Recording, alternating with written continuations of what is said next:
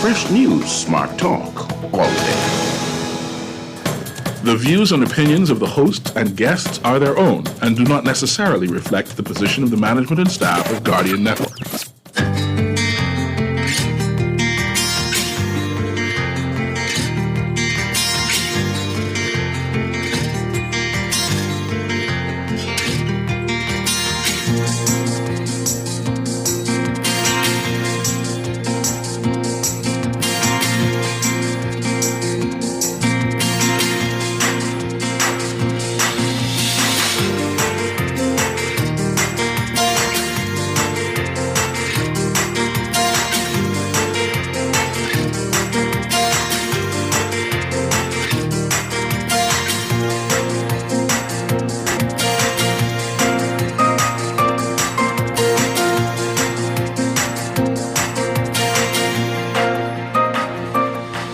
Good morning. New claims suggest SBF met with the Prime Minister on paying off national debt. The Office of the Prime Minister denying any such offer made. What happened on board that Flamingo airplane when its door opened mid-flight, and police say they've broken a gun trafficking ring. It's all straight ahead this morning. Strachan, and this is Morning Blend. Wake up, it's a new day. Wake up, it's a new day. It's the start of a new way. You know that it's the start of the end of the old way. Wake up, it's a new day. Wake up, it's a new day. Good morning again, Bahamas. It is Tuesday, October 3rd, 2003. This is Morning Blend on Guardian Radio 96.9. Again, I'm Dwight Strachan. In a moment, Duquesa Dean will be joining us. Also this morning, we are going to be talking with UB President Janine Hodder live in studio. And later in business, we'll get a preview of the CIBC Walk for the Cure. That's coming up, and a lot more in business news. That's all straight ahead, but first it's time for the overnight, the latest breaking news from while you were sleeping, and the top national and international headlines this morning.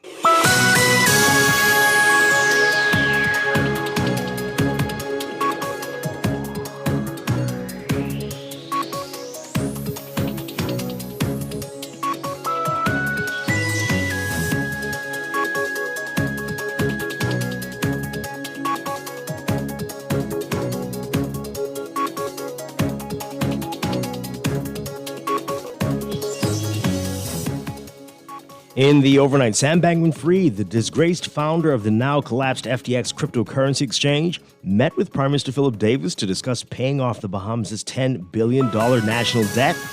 Well, that's according to news reports that quoted excerpts from Michael Lewis's new book on Bankman-Fried and the dramatic FTX saga.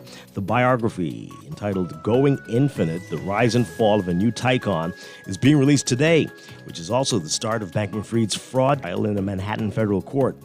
Business Insider yesterday reported on an excerpt from the book shared by the Times of London.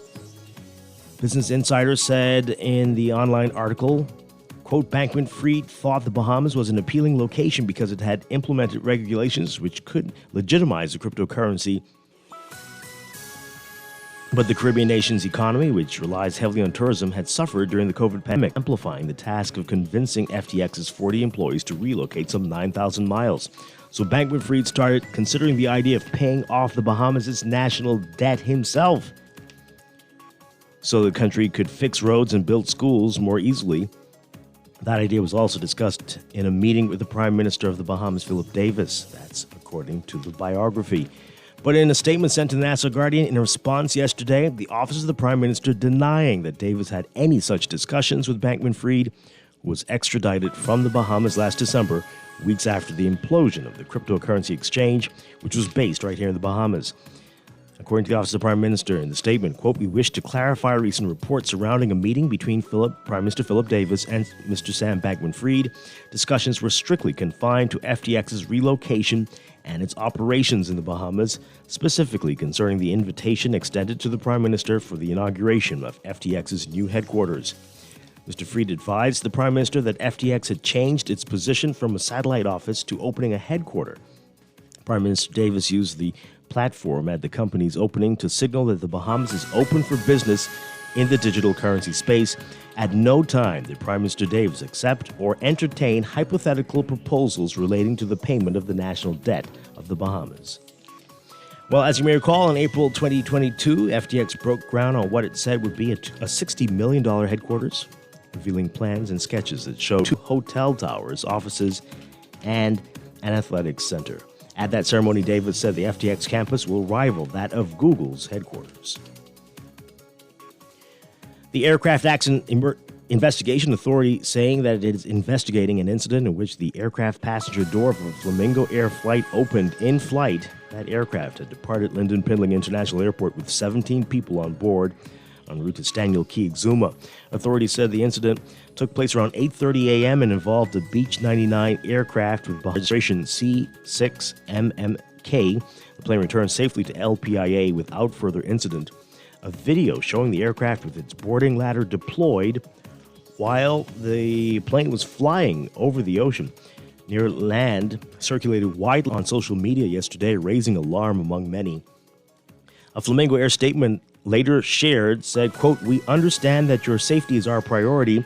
We are deeply sorry for the recent incident that caused concern among our valued passengers. We were just as shocked as everyone else when we saw that video of one of our aircraft's boarding ladder being deployed while in flight."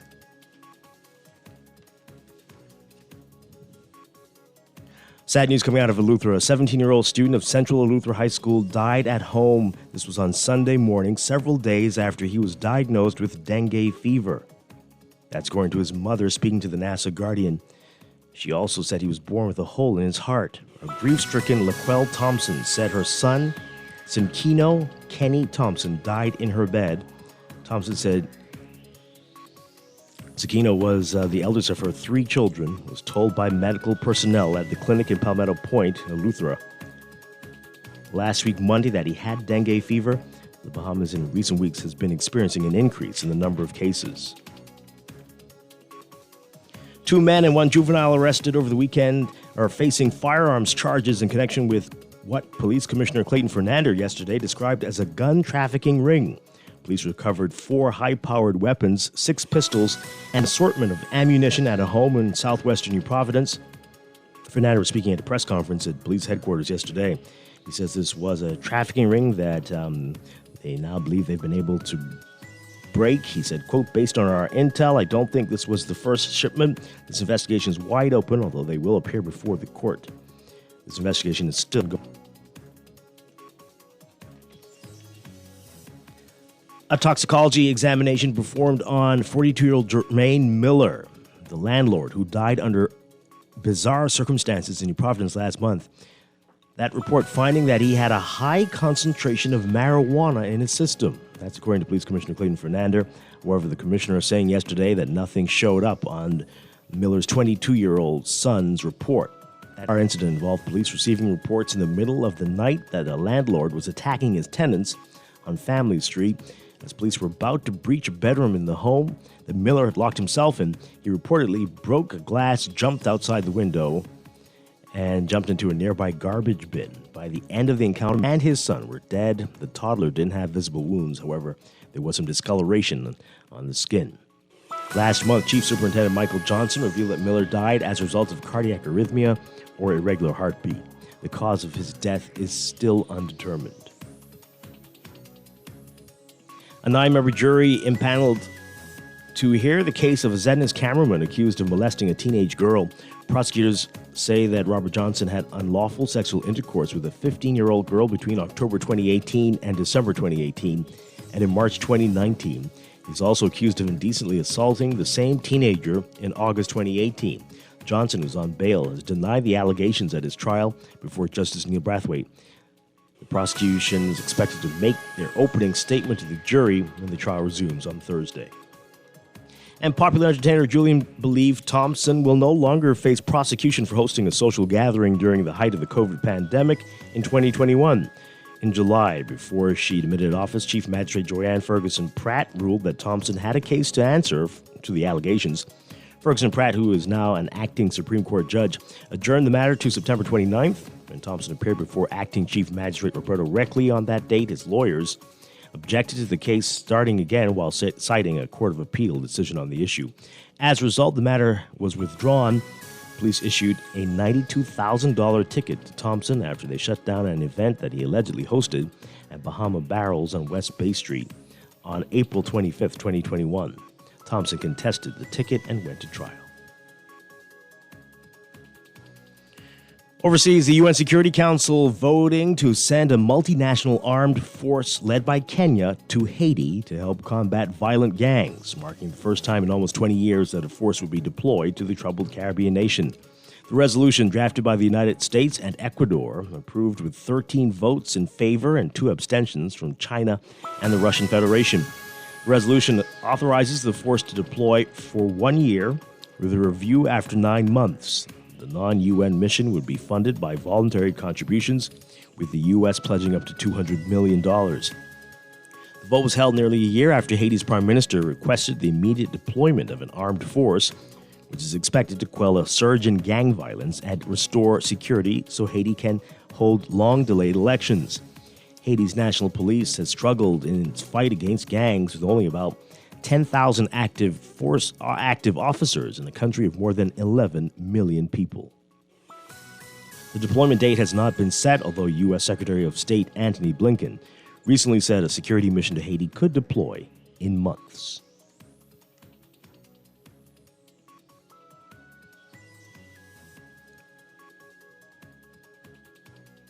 And Mexico's president saying that about 10,000 migrants per day are heading to the U.S. border.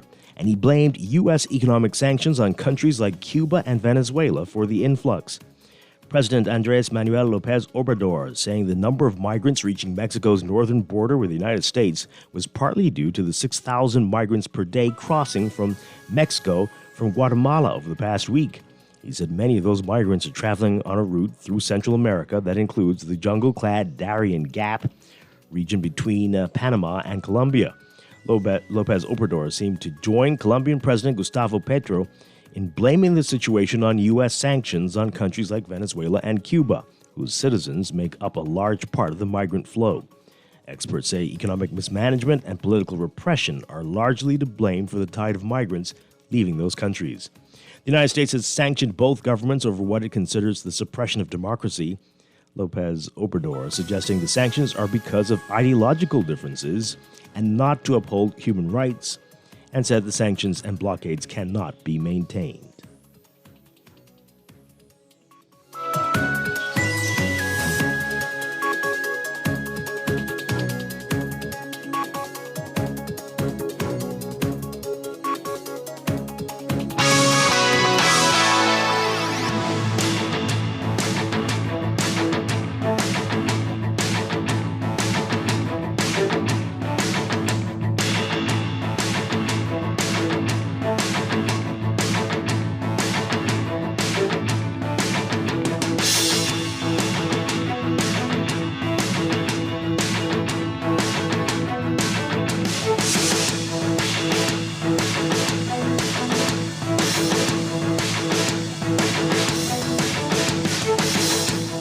In sports, on the same day, the Bahamian professional baseball player Jazz Chisholm Jr. and the Miami Marlins clinched a spot in the National League playoffs of Major League Baseball. The Jazz Chisholm Foundation Little League officially got underway at the Blue Hills Sporting Complex. 7 games on the schedule as the league officially opened Saturday. League Commissioner Dron Sand says that it has been a dream of Chisholm. You can read all about it in today's Guardian Sports section. Kai Jones might be missing in action as the Charlotte Hornets have announced that he is away from the team indefinitely and will not participate in training camp due to personal reasons. But the 2 other Bahamians in the NBA, part of their respective media days, and ready for another season. Additionally, Klay Thompson, a player with Bahamian roots, again asked about the possibility for playing for the Bahamas in the FIBA, International Basketball Federation, Olympic qualifiers next summer. And once again, he responded favorably. In Indianapolis, Toronto Buddy Hield was in his usual jovial mood despite the issue with contract talks. He's entering the final year of his contract worth $19.2 million, and talks have broken down on a possible extension and its worth. On Monday, Hield stayed away from contract talks, though, preferring to address his outlook on the season. Donning a new number 7, Hield says he's all about having fun, whether it's a starter logging major minutes or off the bench in a reduced role. You can read more about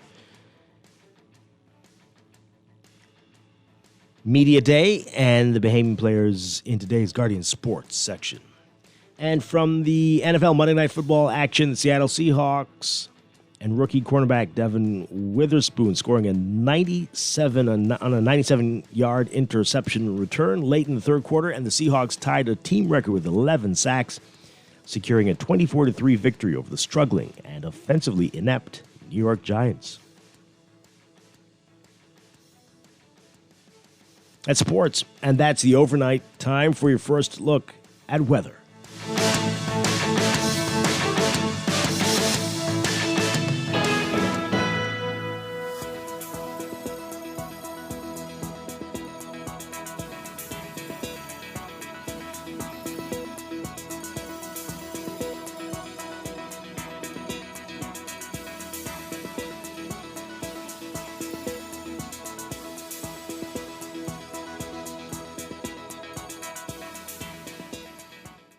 And your first look at weather for today, brought to you by Nescafe Coffee. We've got a slow, decaying frontal boundary draped across the central Bahamas that need to trigger unsettled weather over the islands, while an area of high pressure will generate some breezy conditions behind it.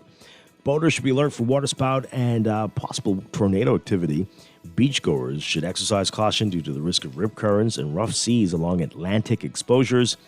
And extreme caution needed when traveling along coastal roads, especially the Glass Window Bridge in Eleuthera.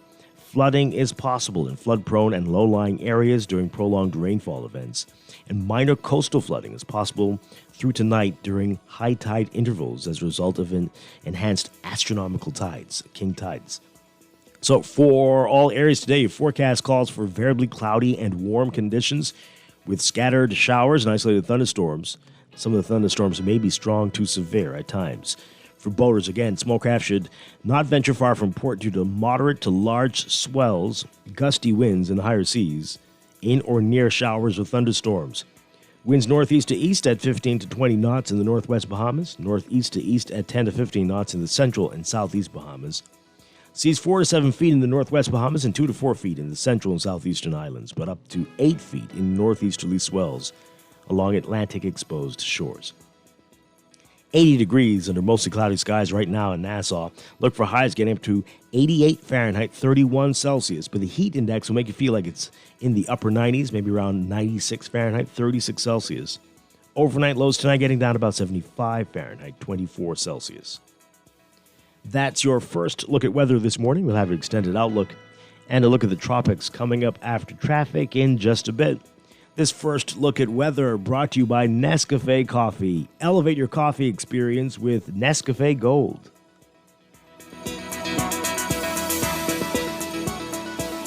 Wake up, it's a new day.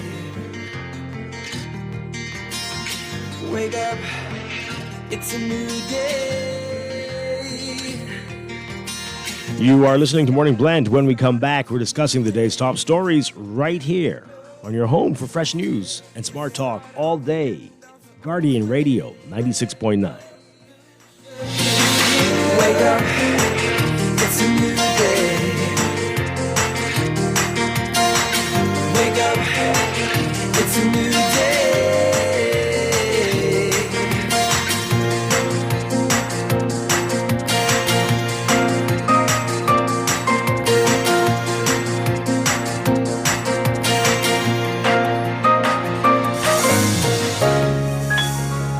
Struggling to repay your loan? Let us help you get back on track with payment terms that suits your financial situation and improve your credit score and credit report with the Bahamas Credit Bureau.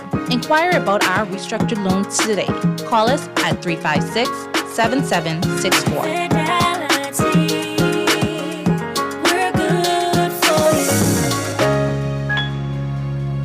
Wherever you're headed, the Custom Computers Know-How team is standing by to help guide you in the East and the West. We now have 2 convenient locations on Patton Street in Palmdale and our newest store in the Caves Village Shopping Plaza through the Blake Road entrance. Discover the latest products by top international brands and the knowledge you need to unleash tomorrow's technology today. Drop by Custom Computers out east or out west. We're open Saturdays from 10 till 4. Screws and Fasteners World, Balfour Avenue and Palm Beach Street, has those hard-to-find fasteners for you right now. You can find stainless steel regular hex, carriage bolts, galvanized bolts, threaded rods, nails, self-tap screws, sex bolts, anchor bolts, turnbuckles, masonry tools, hand tools, and weed whacker strings. Check out the rope selection and car body fasteners, too. Special orders are welcome. It's your #1 fastener store. Screws and Fasteners World, Balfour Avenue and Palm Beach Streets. Call 326-1976. At Wendy's, we are different. We don't just use beef. It's fresh, never frozen. Our burgers are square because we never cut corners. Served hot off the grill with fresh lettuce, tomatoes, onions, and American cheese. We believe in fast food done right. Always serving fresh, never frozen beef. Order a hot, juicy Dave single, double, or triple. Made with fresh, never frozen beef. Now only at Wendy's. Different inside and out. The signs are clear. It's time to pay less for your current mortgage by switching to Scotiabank. Enjoy lower interest rates and no payments up to 2 months when you switch to Scotiabank today. Plus, we'll even pay your switch costs. It's that easy. Ready to switch to Scotiabank? Call us today at 242-356-1697 or visit bs.scotiabank.com to switch your mortgage to become mortgage-free faster. Wake up, it's a new day. Wake up, it's a new day. It's the start of a new way. You know that it's the start of the end of the old way. Wake up, it's a new day. Wake up, it's a new day.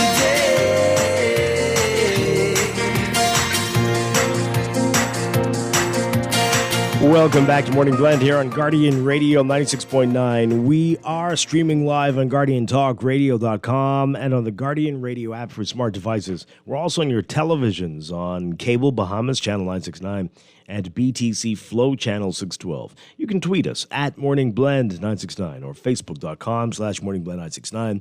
Text us on the Guardian Radio text line powered by BTC 422-4796. Standard text rates apply. Once again, I'm Dwight Strachan. Duquesa Dean is with us this morning. And coming up in just a few minutes, we're going to be talking with UB President Janine Hodder. She's going to be here with us this morning. A lot to talk with her about, and not much time. We're going to see how much we can get through this morning. And later, we'll get a preview of the CIBC Walk for the Cure, as it is Breast Cancer Awareness Month, October. And so we're going to get details for you about that event and a lot more to talk about in business as well. That's all straight ahead on this Tuesday morning. Let's begin, though, with what else is in the news.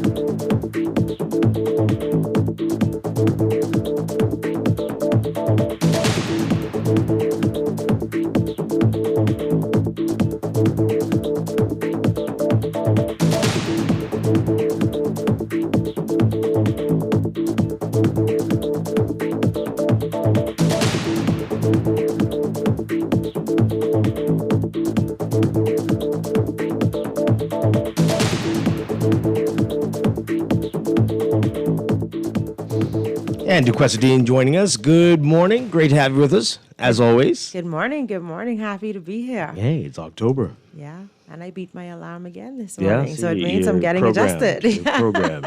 Great program. You ready for Christmas? It's only a matter of time. Yeah, it's basically Christmas. Might as well put up the decorations now. I'm telling you. I just actually ordered a Christmas tree. Oh, that's a good I wanted idea. a different color, so yeah. And the prices are a little bit better. No, they're the same. I think everybody started they're the same. ordering early now. Yeah, they're the same. Oh, well. I guess clearance prices will come after Christmas. Yeah, the 27th.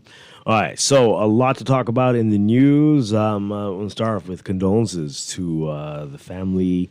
I hope I'm pronouncing his name right. Chiquino Kenny Thompson, the 17-year-old in Luthra who died over the weekend. Apparently, according to his mom, after being diagnosed with dengue fever. And so that's very, very sad there. And this comes right after another 17-year-old died at Queens College over the weekend. So it's been a rough condolences to both time. families. Yeah, absolutely. And everybody was talking about this yesterday, Flamingo Air, and that. You saw the video? I saw the video. Yeah. I saw the video. What's interesting about that is that on social media, over at least the last 8 weeks, I've been seeing people talk about that particular airline and the challenges. Uh-oh. So that was a really wow moment yesterday. Oh, boy. Well, the Aircraft Accident Investigation Authority says they're investigating it now. Wow. Right? But I think the most interesting thing was the statement from Flamingo Air. Which, I don't know. You do public relations, right? So this language is part of the statement. We understand that your safety is our top priority. We are deeply sorry for the recent incident that caused concern among our valued passengers. Okay, sounds pretty good, right? So good. This part. We were just as shocked as everyone else when we saw that video of one of our aircraft's boarding ladder being deployed while in flight. Oh. What do they mean? Well, I guess they were just as shocked as everyone else. But I don't know. That language, that isn't... I don't know. I mean, no, they shouldn't have said that. And I'm just trying to figure out, is it they were shocked because they've just recently done maintenance and everything seemed to be okay, or they're shocked because... It's so weird that it could never happen. Right. Why were you so shocked? I mean... I wouldn't have put it like that. Yeah. That's odd. But they go on to say, quote, we want you to know that we take this matter very seriously. Our dedicated management, along with our skilled and mechanical crew, immediately launched an investigation to understand what went wrong. Upon careful inspection, we found that the reason for the ladder's deployment was a failure to properly fasten the latch. This, combined with the turbulence that all planes endure during flight, led to the ladder becoming detached. So... they just threw like an employee under the bus or something like that. Oh, yes, very much so. Or under the plane, maybe. We want to emphasize that at no point was the safety of our aircraft or passengers compromised. The incident was indeed a minor issue, but we take it seriously nonetheless. It said that the individual responsible for the mishap has been reprimanded, and it is implementing a plan to introduce refresher courses for all employees to ensure that such an incident does not reoccur. Who is the statement from? From Flamingo Air. I mean, it doesn't like say... not a person, is it? I don't think it... Because my recommendation would be for them to get like a media person or a public relations person to help them manage that. Simply because... Yeah, there was no name attached. Yeah, I would have personally liked to have seen more ownership of it, as opposed to, yes, we understand that it could have been an employee error. For me, it would give me more comfort to see a bit more ownership from the organization itself, and not just saying, hey, an employee did the inappropriate thing, which, like they're saying, is the case. Right. But it seems like they're distancing themselves a bit from the actual concerns surrounding it. And while as an aviation professional, you may know that this is something minor, to those who are on the airplane, this is something major. And so we can't minimize that. Yeah. And I imagine that it takes a lot to run an airline. I'm not an expert in that area. I imagine that, a lot goes into it. At the same time, for confidence in the safety of an aircraft, I think a statement that spoke more to the hearts of people would have been better than just, Yeah, just as shocked as you were to see that. Boy. But thankfully, nobody was hurt, although that must have been terrifying for the 17 people on board. They were heading to Exuma. It happened around 8:30 in the morning yesterday. Yeah. Boy, Frightening experience. my goodness. Yeah. But again, thankfully, nobody hurt. And hopefully they come back with some more positive PR that can regain the public's confidence. They will need it, I'm sure. All right. Other big stories. Police say they've broken a gun trafficking ring after seizing over the weekend 4 high-powered weapons, 6 pistols, and an assortment of ammunition at a home in southwestern New Providence. Those individuals expect to be charged as early as today. Oh. But the big story, the big headline in the paper is about a new book that's coming out today, just as a trial is set to begin in Manhattan. Sam Bankman-Fried, SBF, and some claims in this new book that say that the disgraced founder of the now-collapsed FTX cryptocurrency exchange met with Prime Minister Philip Davis to discuss paying off the Bahamas' $10 billion national debt. This biography by Michael Lewis, entitled Going Infinite, The Rise and Fall of a New Tycoon, is being released today, the start of Bankman-Fried's fraud trial in a Manhattan federal court. So experts leaked out, and people are quoting, I don't know if it leaked, maybe it was intentionally put out there to drum up interest in this, but Business Insider reported on an excerpt that was shared with the Times of London. And it said that Bankman-Fried thought the Bahamas was an appealing location because it had implemented regulations which could legitimize the crypto industry. This again, according to the book. But the Caribbean nation's economy, which relies heavily on tourism, had suffered during the COVID pandemic, amplifying the task of convincing FTX's 40 employees to relocate some 9,000 miles. You think it was that hard to convince them to move to the Bahamas? I don't know. Especially if you're going to live... Right in Albany. Right. Well, Bankman-Fried started considering the idea of paying off the Bahamas' national debt himself, so that the country could fix roads and build schools more easily. According to Lewis, this is in the book. That idea was also discussed in a meeting with the Prime Minister, Philip Davis. This is what the book says. Well, the Office of the Prime Minister issued a statement in response to this, denying that Davis had any such discussions with SBF, who was extradited from the Bahamas last December, weeks after the implosion of FTX. So, the OPM statement saying, quote, "We wish to clarify recent reports surrounding a meeting between Prime Minister Philip Davis and Mr. Sam Bankman-Fried. Discussions were strictly confined to FTX's relocation and its operations in the Bahamas, specifically concerning the invitation extended to the Prime Minister for the inauguration of FTX's new headquarters. Mr. Fried advised the Prime Minister that FTX had changed its position from a satellite office to opening a headquarter. Prime Minister Davis used the platform at the company's opening to signal that the Bahamas is open for business in the digital currency space. At no time did Prime Minister Davis accept or entertain hypothetical proposals relating to the payment of the national debt of the Bahamas." All right.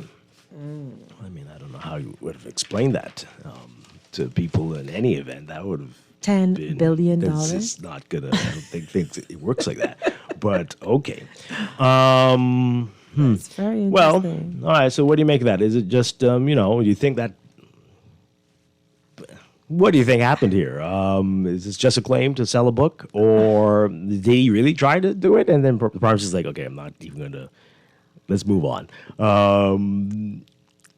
It's for me. It's so much convoluting happens that I can't even take a particular stand on it to say, no, it didn't happen, or yes, I believe it happened, because anything is possible. It could have been a conversation that was like a flippant conversation. It could have been non-existent. Probably laughed at it. That's probably just kind of. If only it could work like that. Correct. The challenge is that when we rob ourselves so closely with these sorts of, they paid for so many other things. I mean, is it okay to say that? Well, I said it, right?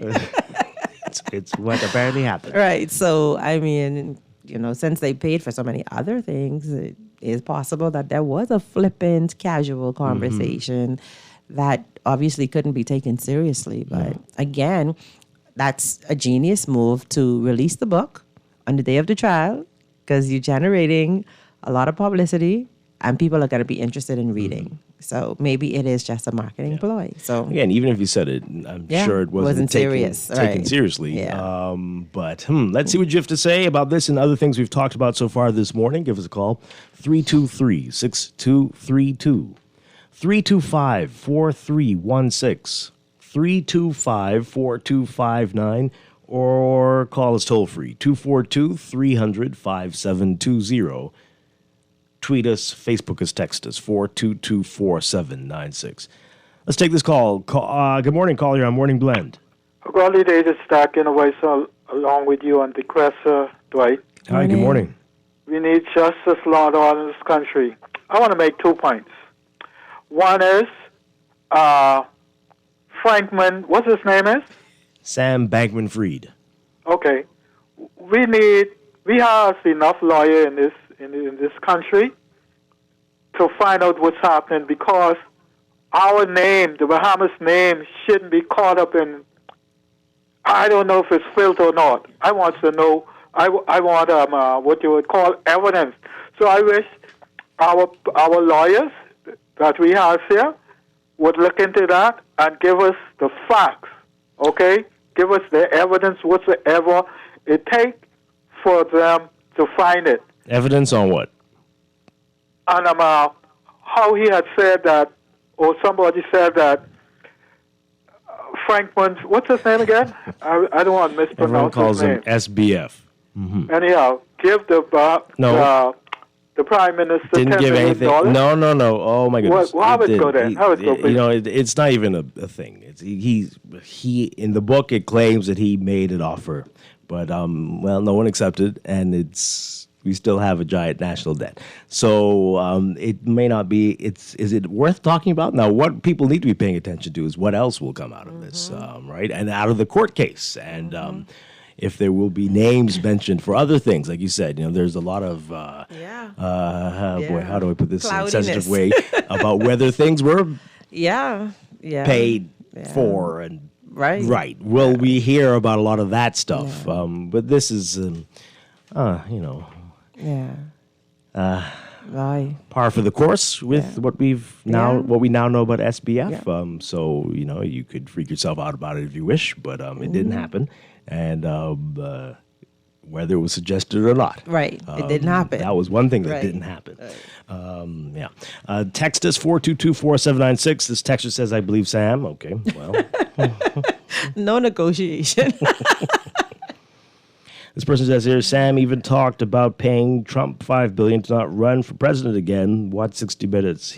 Sam, promised many people many things. Okay.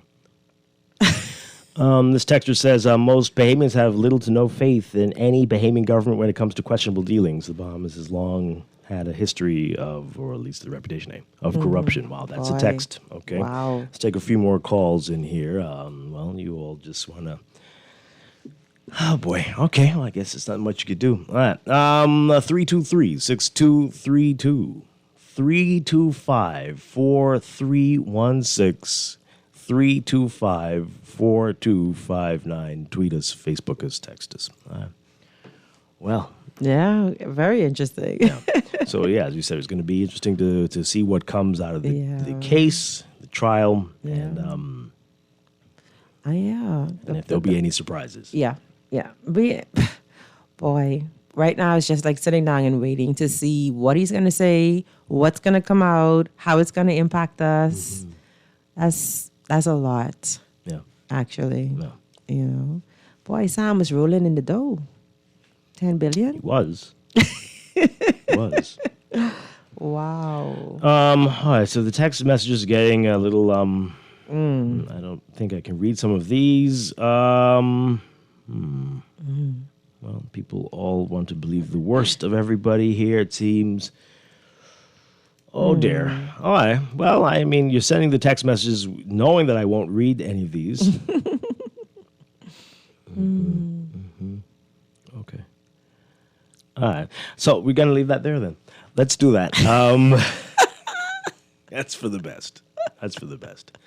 Let's take a break. When we come back, we're going to change gears entirely. We are very happy. We've got the president of the University of the Bahamas, Janine Hodder, with us. And looking forward to a great conversation with her this morning. And the phone lines are all lit up, but it sounds like people are going to make some wild accusations and assumptions. So let's just wait for the trial. But pick up today's Nassau Guardian. You can read more about this out of this book. And again, what an appropriate song. right. This is Morning Blend on Guardian Radio 96.9.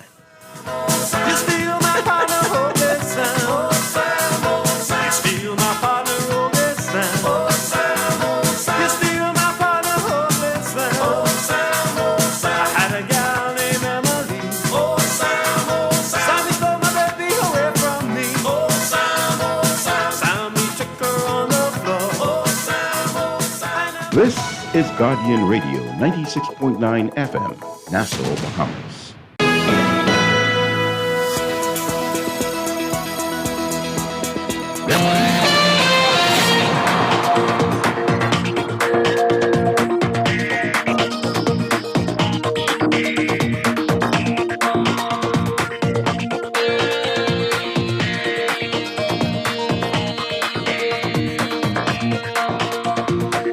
It is time for your first look at traffic for the morning, brought to you by RBC. Start your home journey with an RBC mortgage today. In your real-time traffic, we've got heavy traffic on Milo Butler Highway. So from well south of the Fire Trail roundabout straight up to Tonic Williams-Darling Highway this morning in the northbound lanes there. Your alternate routes like Gladstone Road are also busy. Just north of Fire Trail, you see that heavy traffic to the roundabout with JFK Drive. There's some congestion on the JFK Drive side as well, especially westbound. And Blue Hill Road, also busy for you near St. Vincent Road or Carmichael Road. And just north of Soldier on the way to the roundabout with Independence Drive. Elsewhere, we've got Robinson Road, building traffic there between Soldier and Old Trail. And pockets along Prince Charles Drive at the major intersections. Eastern Road, heavy traffic well east of San Souci this morning, straight up to Johnson Road if you're heading westbound. Blue Hill, traffic is Burner Road, traffic is building near the schools in the area. And Soldier and Marathon Road northbound, heavy traffic there. That's what we're seeing so far. Another update for you after the 8 o'clock news. Morning Blend traffic brought to you by RBC. Visit rbc.com/take 60 seconds to connect with RBC today.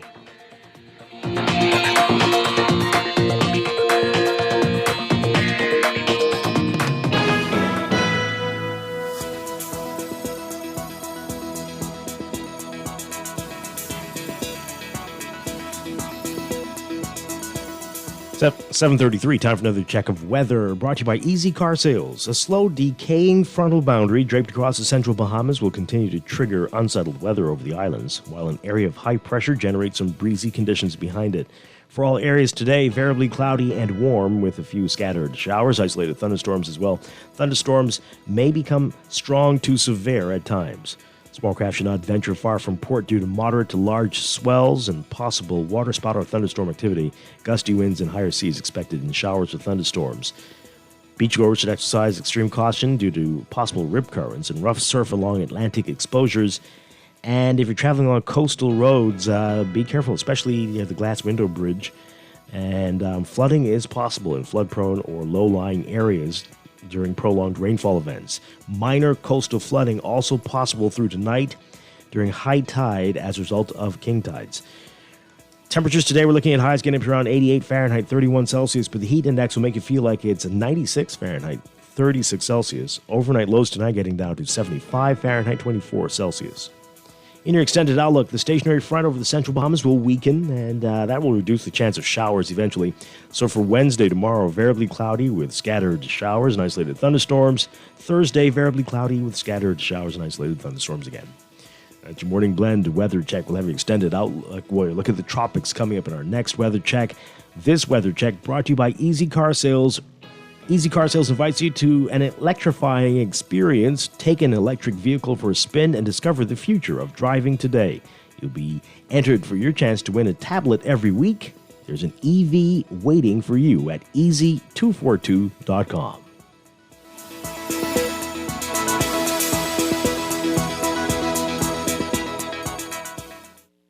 There's a new electric vehicle in town, the Jack brand of SUVs, trucks, sedans, and commercial vans, available only at Easy Car Sales, home of the fully electric vehicle. For a powerful, smooth ride at a fraction of the cost to drive, leave the pump behind and hit the road with Jack. Visit easy242.com to see our brand new Jack models and drop into Easy Car Sales for a test drive. It'll have you singing. Hit the road with Jack, and don't you pump gas no more. Whether you're looking for your first or new home, or even using your existing home as equity, RBC understands that your journey to home ownership is unique, and your mortgage financing should reflect that. That is why, at RBC, we have dedicated mortgage specialists that provide sound advice and helpful solutions to make your dream home a reality. Best of all, the RBC mortgage team is mobile, flexible, and will meet you almost anywhere. Visit rbc.com/take 60 seconds to connect with an RBC mortgage specialist. Ready to save? You can put $100 into the CFAL Savings Express Plan and make sure your money keeps growing. Earn interest on your savings while you're sleeping, eating, or standing in line at the bank. Ready to invest? Start by putting $1,000 into our mutual funds and earn interest there too. Because at CFAL, your interest is our interest. Visit cfal.com to start now. CFAL, growing wealth for future generations of Bahamians.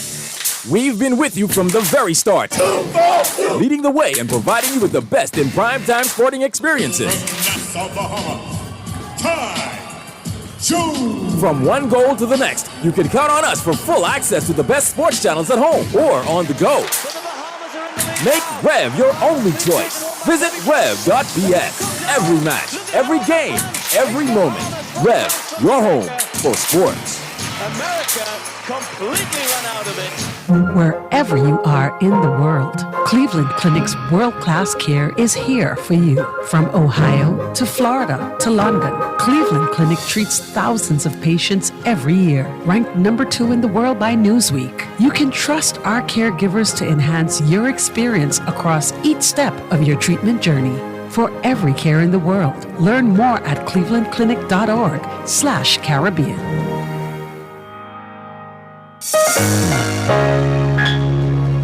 Too many debt bills? Overdue on loan payments? Improve your credit score and credit report with the Bahamas Credit Bureau. Shrink your debt payments with a debt consolidation loan and built-in savings that pays you 5% interest. Call 356-7764. Fidelity, we're good for you. This is Guardian Radio 96.9 FM, Nassau, Bahamas.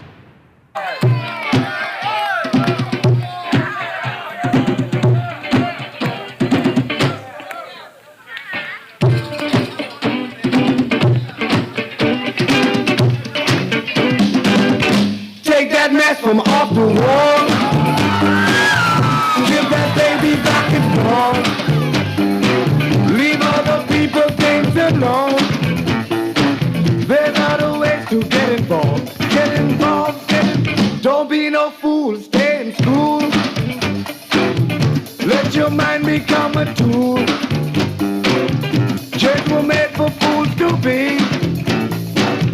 Locked away from society, society, society. Get involved, get involved. Get involved, get involved. Welcome back to Morning Blend here on Guardian Radio 96.9. Dwight Strachan along with Duquesa Dean. And this morning, as we said, we are very pleased to have with us President of the University of the Bahamas, Janine Hodder. Welcome. It is our pleasure to have you with us this morning. Thank you. It's great to be here. I'm looking forward to talking with you. We are looking forward to it as well. All right, so you are officially, I think the title is interim president? No, acting president. Okay. All right, so we remember it was, I think, a shock to a lot of people when you retired as president of COB in 2010. And you were saying, well, no, you got many years to go retiring. How could you talk about that? Well, clearly, first of all, really happy to be back. Yeah. I was really happy in 2006, 2010 when I was here first, and we did some wonderful things, I think, preparing for all the great things that followed. And I guess I've always been here. I had some family obligations at the time, and And I've been here ever since. Certainly, I was on the board, and I think I was invited to come in and help. And one has to ask oneself, what do you do? Do you go? And then you say, hey, listen, this is a purpose I believe in, and an institution I love, for a country to which I belong. So, let's go. Right. And see what help is needed and try to provide that help, which is what I'm doing. All right, so you're acting for the remainder of the time left on Dr. Rowland, your predecessor. That's correct. That is correct. Okay. After that time, are you going to be? What happens after that? Well, after that time, let me preface by saying one of the things I think we need to do that we're actually planning in our strategic plan extension is to develop a succession plan. And that means looking at all the very bright and capable mid-career Bahamians, whether they're in management responsibilities or in academic roles, and providing them with the opportunities that make it possible for them to accede to leadership positions. So I think that for me, that's a priority. And I just look around the campus and meet the faculty and meet the managers and other leaders and say, hey, you know what? We need to give you opportunities so that you can continue to build. And as far as I'm concerned, I've been building on the legacy of outstanding Bahamian leaders over many, many, many years. I have, heroes like Kevin Bethel, Eleanor Thompson, lots of people. Some of you will remember. They're certainly heroes of the country. And I think it's incumbent upon me to make sure that I provide opportunities for all the future leaders for the next 50 years. Wow. So is there a possibility that you might stay beyond that time, or is it I am succession looking planning? for succession planning, and okay. I'm looking for Bahamians to achieve leadership positions, and I'm sure there are many out there who will do a great job. Okay. And I'm hoping to prepare the scene so that it will be smooth sailing for all of them, and they'll love the job as much as I do. All right. So we want to get into UB in just a bit, but just a little more housekeeping. This incident, we booked this many weeks ago. We've been negotiating to have you on for a while. So it was just a coincidence that what happened over the past few days with protests from the Christian Council and this forum that's supposed to take place, is LGBTQ forum, which we understand now is not from or of UB, but just taking place at UB. Is that correct? Well, let's go back and talk a little bit about the role of university and our responsibility in that. The University of the Bahamas Act makes clear what our responsibility is, which is to provide a forum to support national development, to be free from religious and political intervention, and to be a place for debate and civil discourse. And so we hold to the mission that we have in the university, and we support our faculty who carry out events and expose students to different points of view based on their discipline, and that's what's happening this week. Yeah. So what do you make of the protests from the Christian Council and from others who are saying that as a publicly funded institution, this has no place on the campus or affiliated with UB in any way, shape, or form? I say you have to read the University of the Bahamas Act, which is what we are respecting. Okay. Well, there you have it. Yeah. All right, let's talk about it. The new school year, you're about, a month in, a little more than a month. How is that going at the University of the Bahamas? Well, let's say that that's our top priority. We have 471 students came on campus, 4,471, 4,000 here in Oaksville, and just under 400 at UB North. Okay. So our number one priority is to provide them with an outstanding university experience, and there are lots of things that have been happening on campus to do that. I think some of you may have heard that for the past couple of years, we've created something called the First Year Experience, which helps to integrate new students and as they face the challenge, particularly for those coming straight from high school. I think it's a little bit different for those who are coming part-time or from already working, but for those coming from high school, university can be a little intimidating. Oh, yeah. You know what? You got to do your work on your own. Yeah. You got to choose to do it. Yeah. Not being spoon-fed anymore. And so we have welcome opportunity in August where we welcome students and their families, and we tell moms and dads that, it's adulting time for your son or daughter, and we're here to help. And we also tell our students that we have resources if they're a little lost or confused, whether it's their academic advisor or counseling, and that one of the number one lessons that you should learn in your first year experience is if you need help, we got it. Come and see it. And I tell parents that as well. Don't struggle with your son or daughter. Send them to us. We have the resources. We will help them if they need peer tutoring, if they need any kind of counseling, if they need financial aid, if they're struggling in any way. We are here to guarantee the success of our students, and we're doing everything we can to make sure that happens. Now, you do have to go to class, you have to turn those papers in, you have to prepare for midterms, and I think all of that is underway. We also have a vibrant student athletic program that's been growing. I don't know if how many of your listeners were out last Saturday at our cross country. We're sponsored by our coach and our coaches and Roll and others, and where we had 800 young Bahamians from our university, but also from the high schools, come and participate in cross country. So we have athletics programs, soccer, baseball, and that's another part of enriching student life. And we have a pretty vibrant club activity on campus, Greek life, and we have a wonderful student government association that is undertaking all kinds of industry initiatives this year. So I think the year is well started, and and we're very happy. It's a happy time of year for anyone in the university business. Yeah. Now, we had heard in maybe last year or the year before, since the pandemic, the enrollment numbers had been down a bit. What direction are they trending, and what do you think were those contributing factors beyond the pandemic? Well, I think they're stable now. They've been stable for the last couple of years, so we're not really seeing a downward trend. I think our goal would be to get them up. We're happy with stable. But what are the things that we can do? And I guess I would say across the country, what are the things to do to increase access to higher education? And we know that there are roughly 6,000 students come out of high school every year. How many of those don't have the qualifications for post-secondary? What can we do to facilitate access?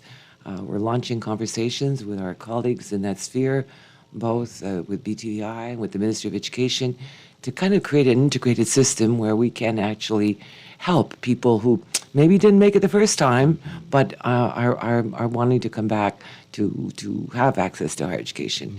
We've also launched some interesting programs designed to attract particular populations. We've launched a certificate program in tourism and in culinary that the government has supported. It was part of the government's special allocation for us to welcome people who are older and maybe unemployed and to access careers in the tourism and culinary field.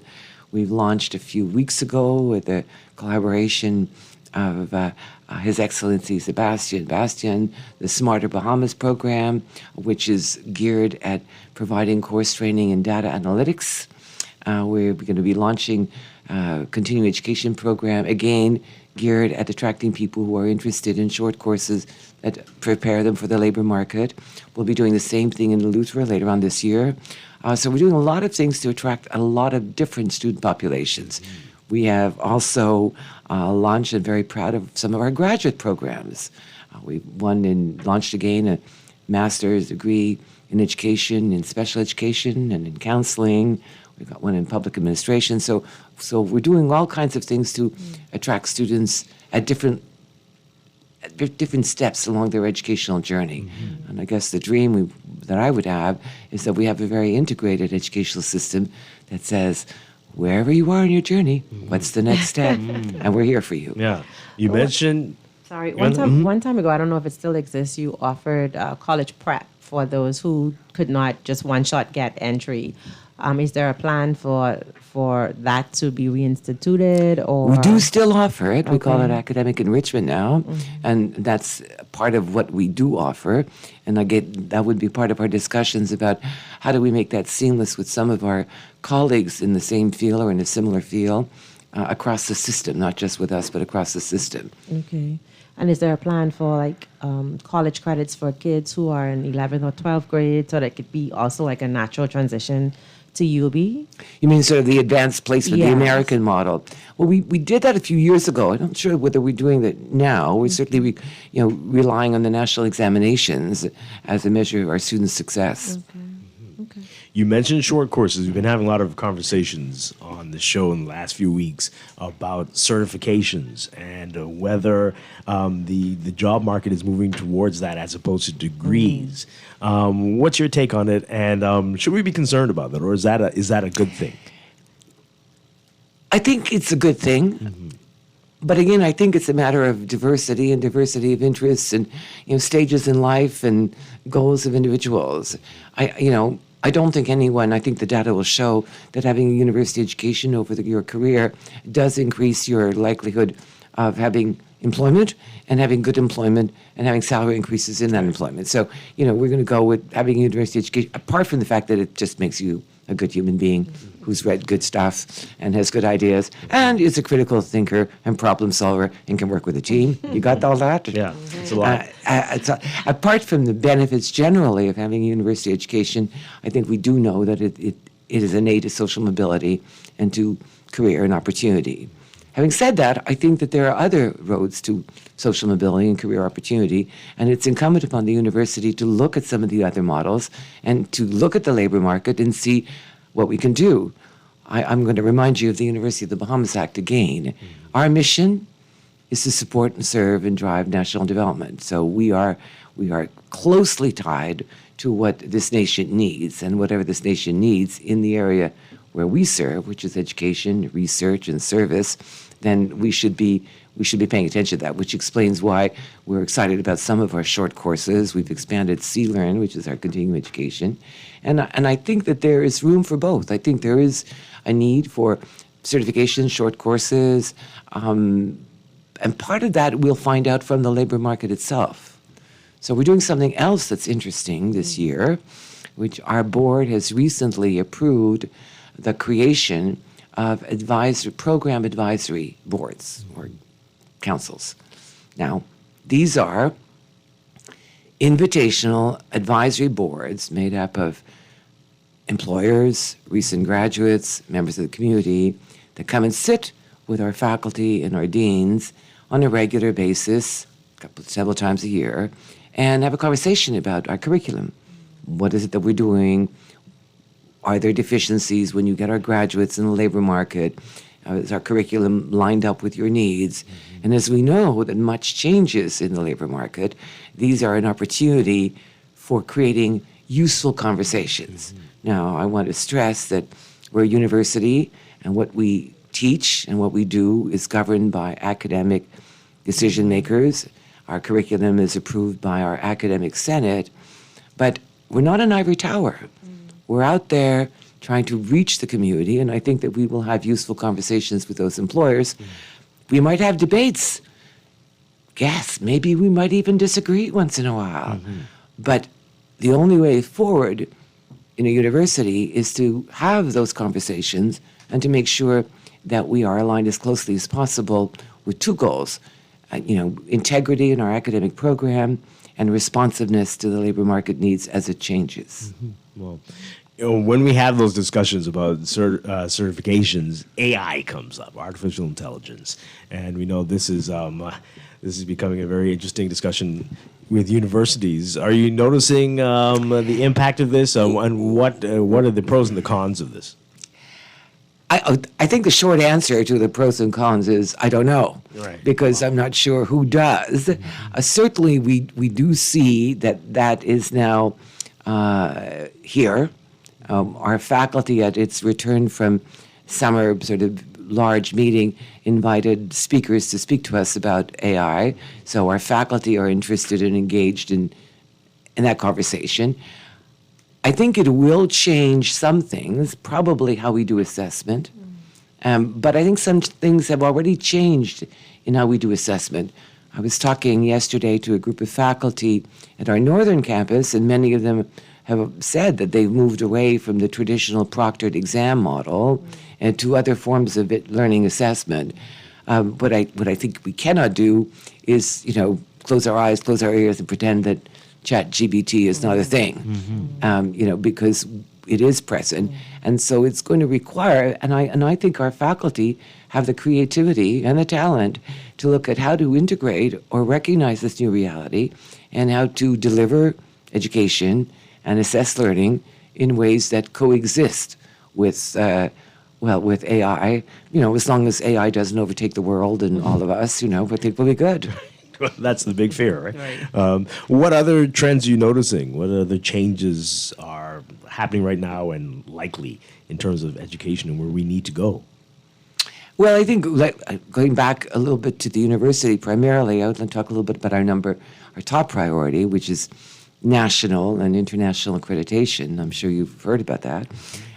We're doing this both nationally and internationally, and I think for a lot of people, they don't quite know what that means or what we're doing. So if you allow me, I'll tell you a little bit what that... Definitely wanted to get into that, and especially since it's been going on for so long, this journey.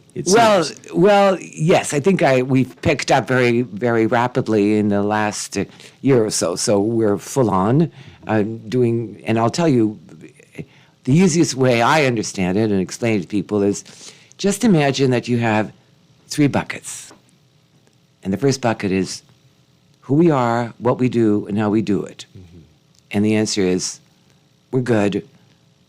We give degrees. We have the law lets us give degrees. That would be standard 1. There are 14 standards, at least. The second bucket is, who are we? What do we do, and how do we do it?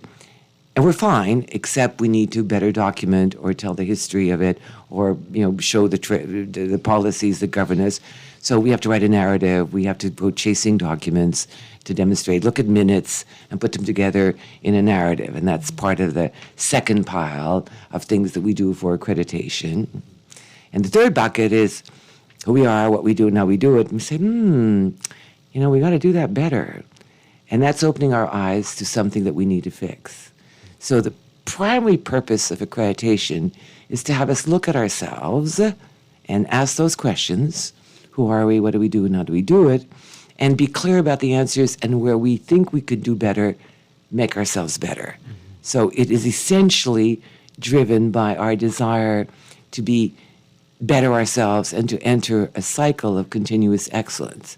And as I said, at the national accreditation body, NACOB, there are 10 standards. In the international accreditation body, there are 14, but they're similar. They cover things like the autonomy of the university, separation of governance from administration, the qualifications of your faculty, what do you have in your library, the kinds of student services, the physical facilities, how often you clean the classrooms. We're looking at pretty fine-grained, in the weeds, in some cases, analysis of everything that we do. Mm-hmm. And that has begun. We have, under the leadership of Dr. Denny Davis, we have assembled teams across the university, and in each of the standards, so Standard 1 team, Standard 2 team, including faculty, academic administrators, staff, to look inside their area and to answer the questions that each of the standards require us to answer. And so that's what we're doing. It's a lot of work, and we're pretty intense, full on doing that. And, the primary purpose is to make ourselves better, but it does have a lot of other benefits as well. Mm-hmm. It does, in a sense, allow us to join the international community of universities. We already know we've been around for 49. Next year is the big 50. Right. And we'll talk about that later. Mm-hmm. But we know that our graduates do well. They do well in the world. They do well in this country, in all kinds of professions, including nearly half of those who are in Parliament are graduates. So we have graduates pretty much everywhere, and we know that they've done well. We also know that they've been recognized and gone on to graduate degrees. But accreditation gives us an additional tool to validate what we do internationally, to join the international communities. It will facilitate the exchanges and study abroad for our students, where the idea of going to another semester and taking courses elsewhere, or having students from another university come to us and have their credits counted in their home institution makes it easier. Faculty exchanges will be easier. Joining research teams will be easier. I think it'll even add a little gloss to the degrees of our graduates right now. They're pretty happy about that. And I think it's also really the next step in our journey. I want to explore this some more when we get back from the news break. We're talking with Dr. Janine Hodder, the president of University of the Bahamas. This is Morning Blend on Guardian Radio. Stay with us.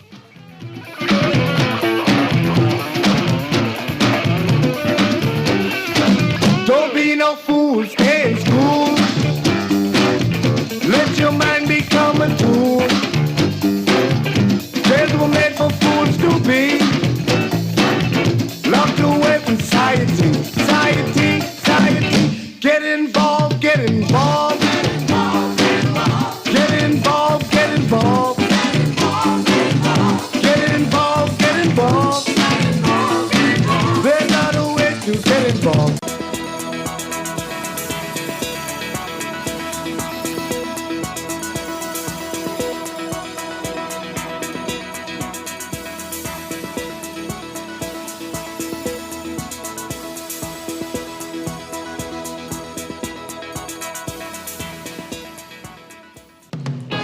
Welcome back to Morning Blend here on Guardian Radio 96.9. We are streaming live on GuardianTalkRadio.com and on the Guardian Radio app for smart devices. We're also on your televisions on Cable Bahamas Channel 969 and BTC Flow Channel 612.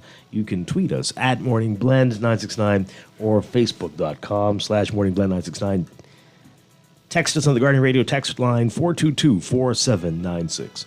And now at 8:21, time for another check of weather for today, brought to you by Bahamas First Insurance. We've got a slow decaying frontal boundary draped across the central Bahamas. That's going to continue to trigger unsettled weather across the islands, while an area of high pressure will generate some breezy conditions behind it. Mariners should be alert for waterspout and possible tornado activity, and beachgoers should exercise caution due to possible rip currents and rough surf along Atlantic exposures. Extreme caution should be taken when traveling along coastal roads, especially the Glass Window Bridge in Eleuthera. Flooding is possible in flood-prone and low-lying areas during prolonged rainfall events. Minor coastal flooding possible through tonight during high tide intervals as a result of king tides. For all areas today, we've got variably cloudy and warm conditions with scattered showers and isolated thunderstorms. Thunderstorms may become strong to severe at times. Small craft should not venture far from port due to moderate to large gusty swells and gusty winds and higher seas expected in or near showers and thunderstorms. Temperature-wise today, look for highs getting up to around 88 Fahrenheit, 31 Celsius. The heat index, though, will make it feel like it's 96 Fahrenheit, 36 Celsius. Overnight lows tonight getting down to 75 Fahrenheit, 24 Celsius. In your extended outlook, that stationary front will weaken over the next few days, reducing the chance of showers. So for Wednesday and Thursday, variably cloudy, scattered showers and isolated thunderstorms. In the tropics, we're watching Tropical Storm Philippe bringing heavy rains to portions of the northern Windward and Leeward Islands. As of 5 o'clock this morning, Philippe was about 25 miles northeast of Anguilla. Philippe is moving towards the northwest at 8 miles per hour, and this general motion expected to continue today. But on the forecast track, the center Philippe will move north of the Leeward Islands today and out into the Atlantic, finally taking that turn away from land. Maximum sustained winds, though, are near 50 miles per hour with higher gusts. Little change in strength forecast during the next day or so, but Philippe could begin to strengthen again after midweek. Morning Blend weather brought to you by First Online Insurance, powered by Bahamas First. At firstonlineinsurance.com, you can choose your agent, get a quote, or buy your home or auto insurance policy 100% online. firstonlineinsurance.com.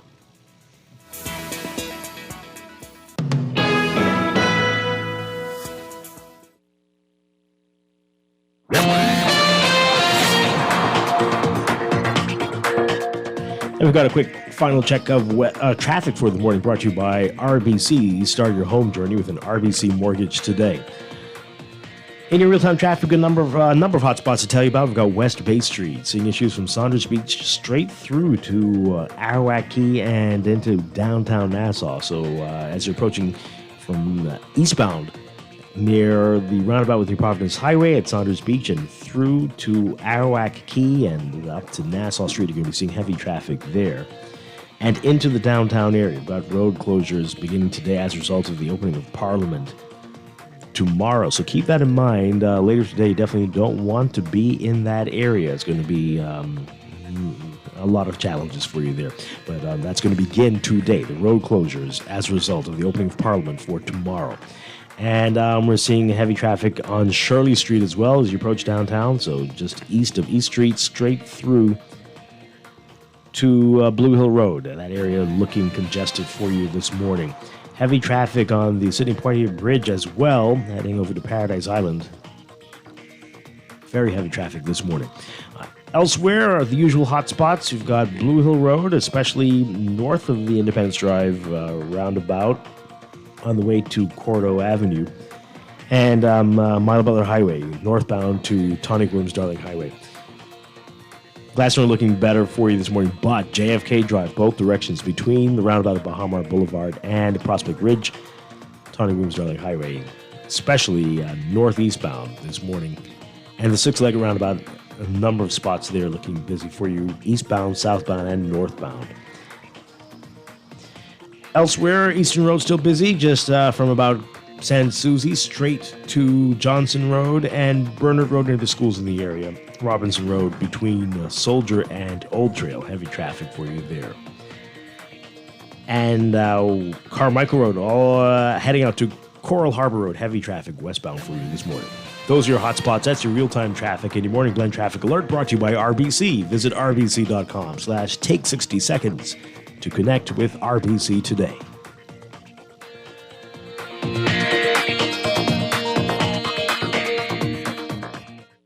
This is Guardian Radio, your station for up-to-the-minute news, intelligent, interactive, and engaging conversation. 96.9 FM. 1, 2, 3, 4, there's knocking at the door. 5, 6, 7, 8, please don't be too late. Still counting, 9, 10, this jamming once again. 4, 3, 2, 1, this party you can done at the center. The center. The center. The center, center, center, center, center. The center. The center. The center, center, center, center, center. Oh, come on. Yes, man. Let's go. Welcome back to Morning Blend here on Guardian Radio 96.9. Dwight Strachan along with Duquesa Dean. We are talking with the president of the University of the Bahamas, Janine Hodder, having a great conversation so far. And all right, so before the break, we got into accreditation. Where would you say we are on this path? Are we in the beginning stages still, middle? Do we see the horizon? Are we near the end? We certainly see the horizon. I think we're well on our way. What we're doing at the moment is, as I said, we're collecting all of the information needed to meet the 14 standards that we talked about earlier. We will be having an external reviewer come and tell us how we are doing at Christmas time, sometime at the end of the semester, because we do want to submit candidacy once we are sure that we meet all of the conditions. So we're going to do that at Christmas. We're going to do that again sometime around Easter, and we're hoping that we will hear from our reviewer, i.e. someone that we bring in who's got experience with accreditation, how ready we are. And we think we'll be ready soon. Yeah. So at that point, if the reviewer says you are, then we go. You have to apply, or how does it work? What you do is exactly? you submit all of your documentation, and the first thing that happens is an application for candidacy.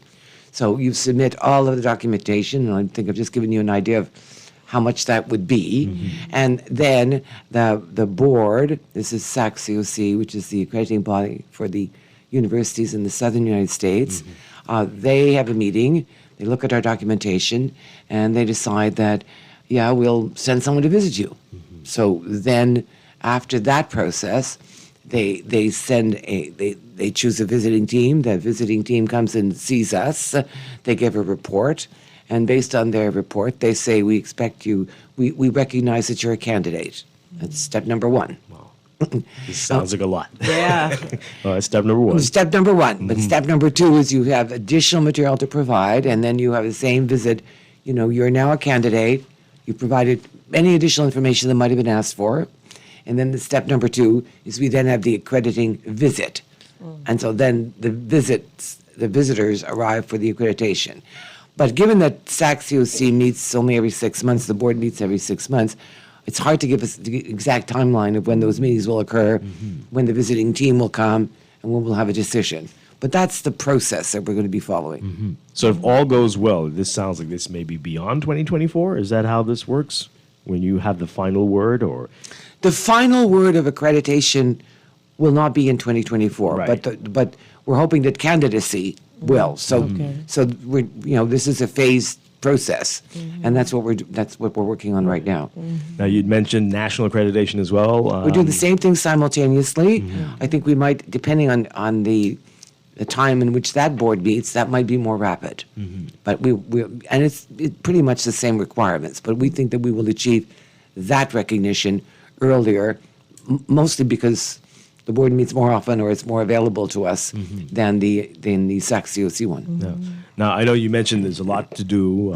You mentioned the 3 piles there, but I'm sure many are thinking not even national accreditation. How is that possible? Well, I think primarily because I don't think the NACOP, which is the National Accrediting Agency, has been very active seeking candidates. They've accredited institutions that have accreditation elsewhere, and they've recognized them. They recognize us. But I think that process is reasonably new, their own capacity to carry out an external accreditation. I think they've been operating with approval. You have to ask. I mean, I think that's what we're... So, we're very...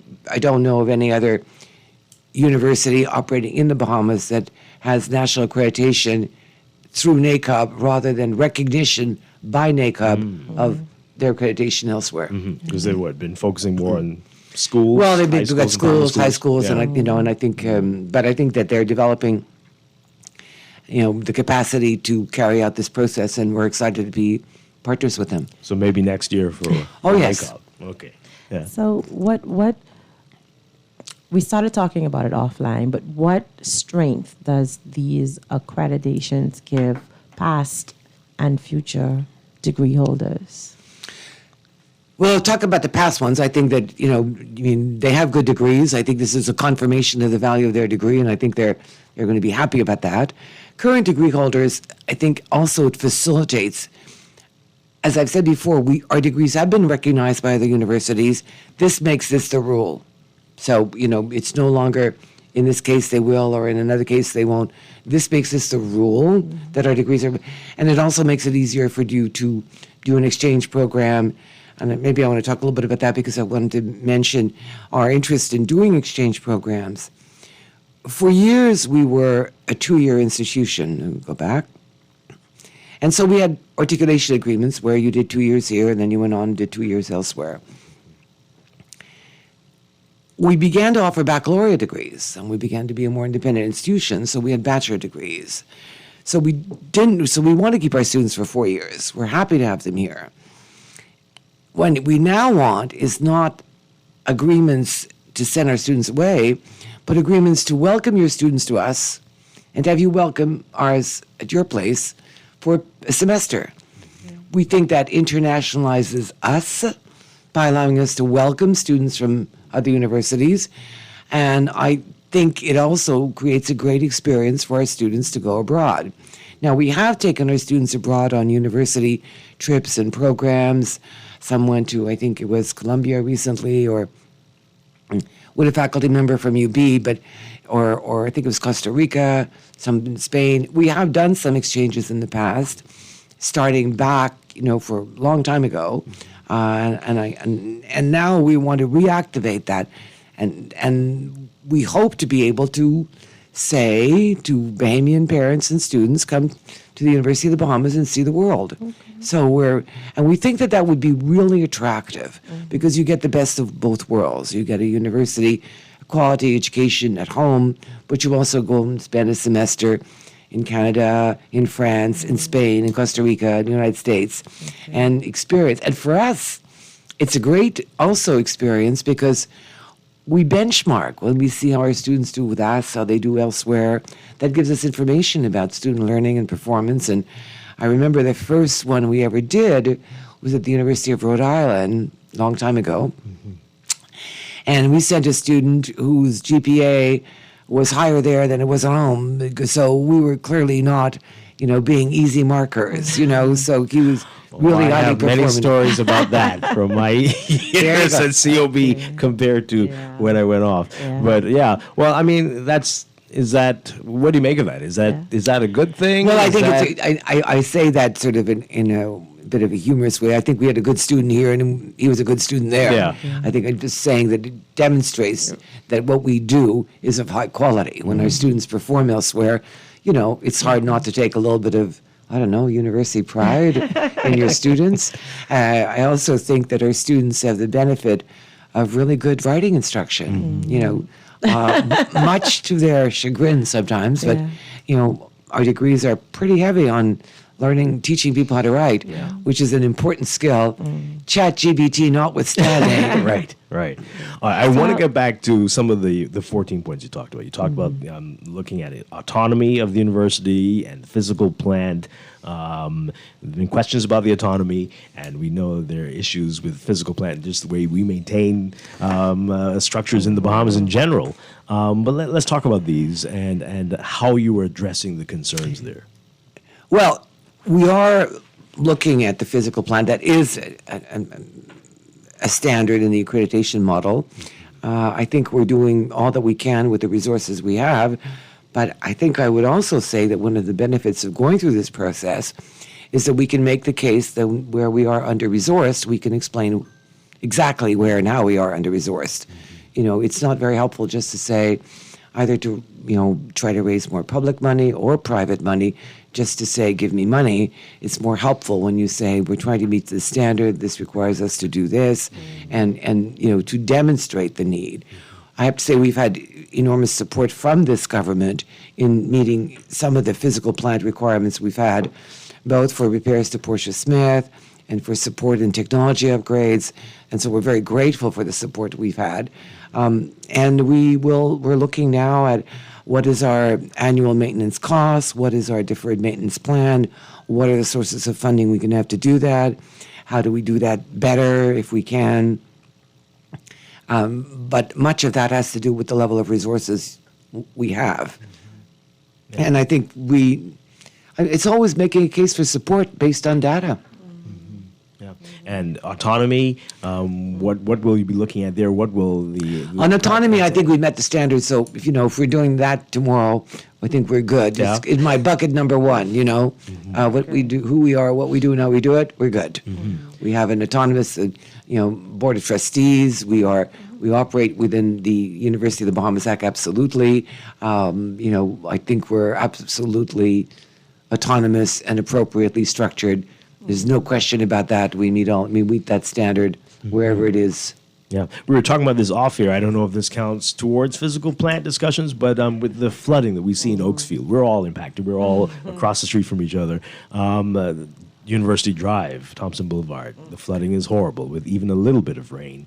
It impacts definitely students getting to the campus, to and from. Does that come before you? Does it affect accreditation? We do have to deal with the landscape we share, and it is a low-lying area and a pond area. What we do is we maintain and clean all the drains. We just finished doing that 2 weeks ago, again, to facilitate the drainage area. So I think what we can do is to try to improve the drainage that we have, and we're doing that. Yeah, I know people have suggested, we've heard it on the radio a few times, whether the engineering students can be part of a program or a project or something, anything to relieve the flooding here, maybe elsewhere. Certainly we would love if we had water engineers that would stop the entire area flooding. But for the moment, we want to make sure that we actually keep our drains clean and open and maintain. Absolutely. Fundraising in the past has been a big story. How are we looking with that? Are people willing to give to the university? They are. I mean, I think over the past 4 years now, we're close to $9 million in cash and gifts in kinds. Again, good fundraising means that you're bringing people along on a happy story and a good dream. And so we have a lot of happy stories and good dreams that we presented to donors and have had support for those. I gave you an example earlier of the Smarter Bahamas project, which is a great project. And there are many other things that we have done. And we are attracting donors. And I think, when we first started, and when I first started really putting together a development back, on tour duty number 1, we had occasional gifts, but we hadn't had a steady system of fundraising, a development office, an annual fund. In fact, we started the first annual fund with our students, getting to call alumni, and we started fundraising in a professional manner, and I think that that's really grown, and we now have a really robust operation of fundraisers. We keep, part of what we need to do is, the cycle of fundraising is cultivation, getting to know someone, bringing them closer to us, getting them engaged with what we do, then, asking them for support in a project that they would be interested in, making sure that we are offering projects that fit our strategic plan, but also meet the donor's interest, saying thank you, and I'm going to go with step number 4, donor stewardship, staying in touch, giving information. There's nothing more crucial in fundraising than keeping your donors engaged after the gift. It's not, thank you, goodbye. It's, thank you, you're part of our community now. We want to tell you what we've done with your gift. We want to tell you what's going on. And we've been getting better and better at doing that. Yeah. I believe homecoming is coming up. Yes. We are just getting ready for homecoming this November. And right now, with our students and alumni, we're also getting ready for Charter Month in November. And this is the first one, or No. I've never heard of it. Oh yeah, yeah. I'm shocked. Yeah. Well, come on out. Tell me about it. Come on out. When is it? We're just going to give you we'll celebrate. Well, in November now, we'll talk about the Charter Month, which is very exciting. It's going to be on November Charter Anniversary Day, November 7th. You'll see lots of signs of other activities on campus. Again, that's part of how we engage our students and how we get close to the community we serve. I'm going to repeat, we're not an ivory tower. We're the National University at the service of the country. Yeah. I want to ask you about this. I've attended a few of these events, and they're not that well attended, maybe the ones I went to. But how do we get former students, COB and UB, to come back and to treat this the way they do for universities in other parts of the world? We just keep doing it. We keep doing it. We keep calling them in. We keep telling them, and we offer them something that's fun for them. I think also there are lots of things we should be thinking about, that we are thinking about. Do we segment them by age and by years? Because talking to the Alumni Association a few weeks ago, and I'm going to say, I guess it's pretty obvious that if you're in your early 30s or reasonably recent graduate with young children, you might have different interests for different kinds of activities than if you're older and your children are grown and it's different. So part of that is segmentation of your alumni and looking at activities that meet the age group and the stage of life they're at. And I think that's also true for fundraising. I would like every recent graduate to send us a donation that would be the cost of a pizza, because, they could probably skip the pizza and it'd be okay, and we could use the funds.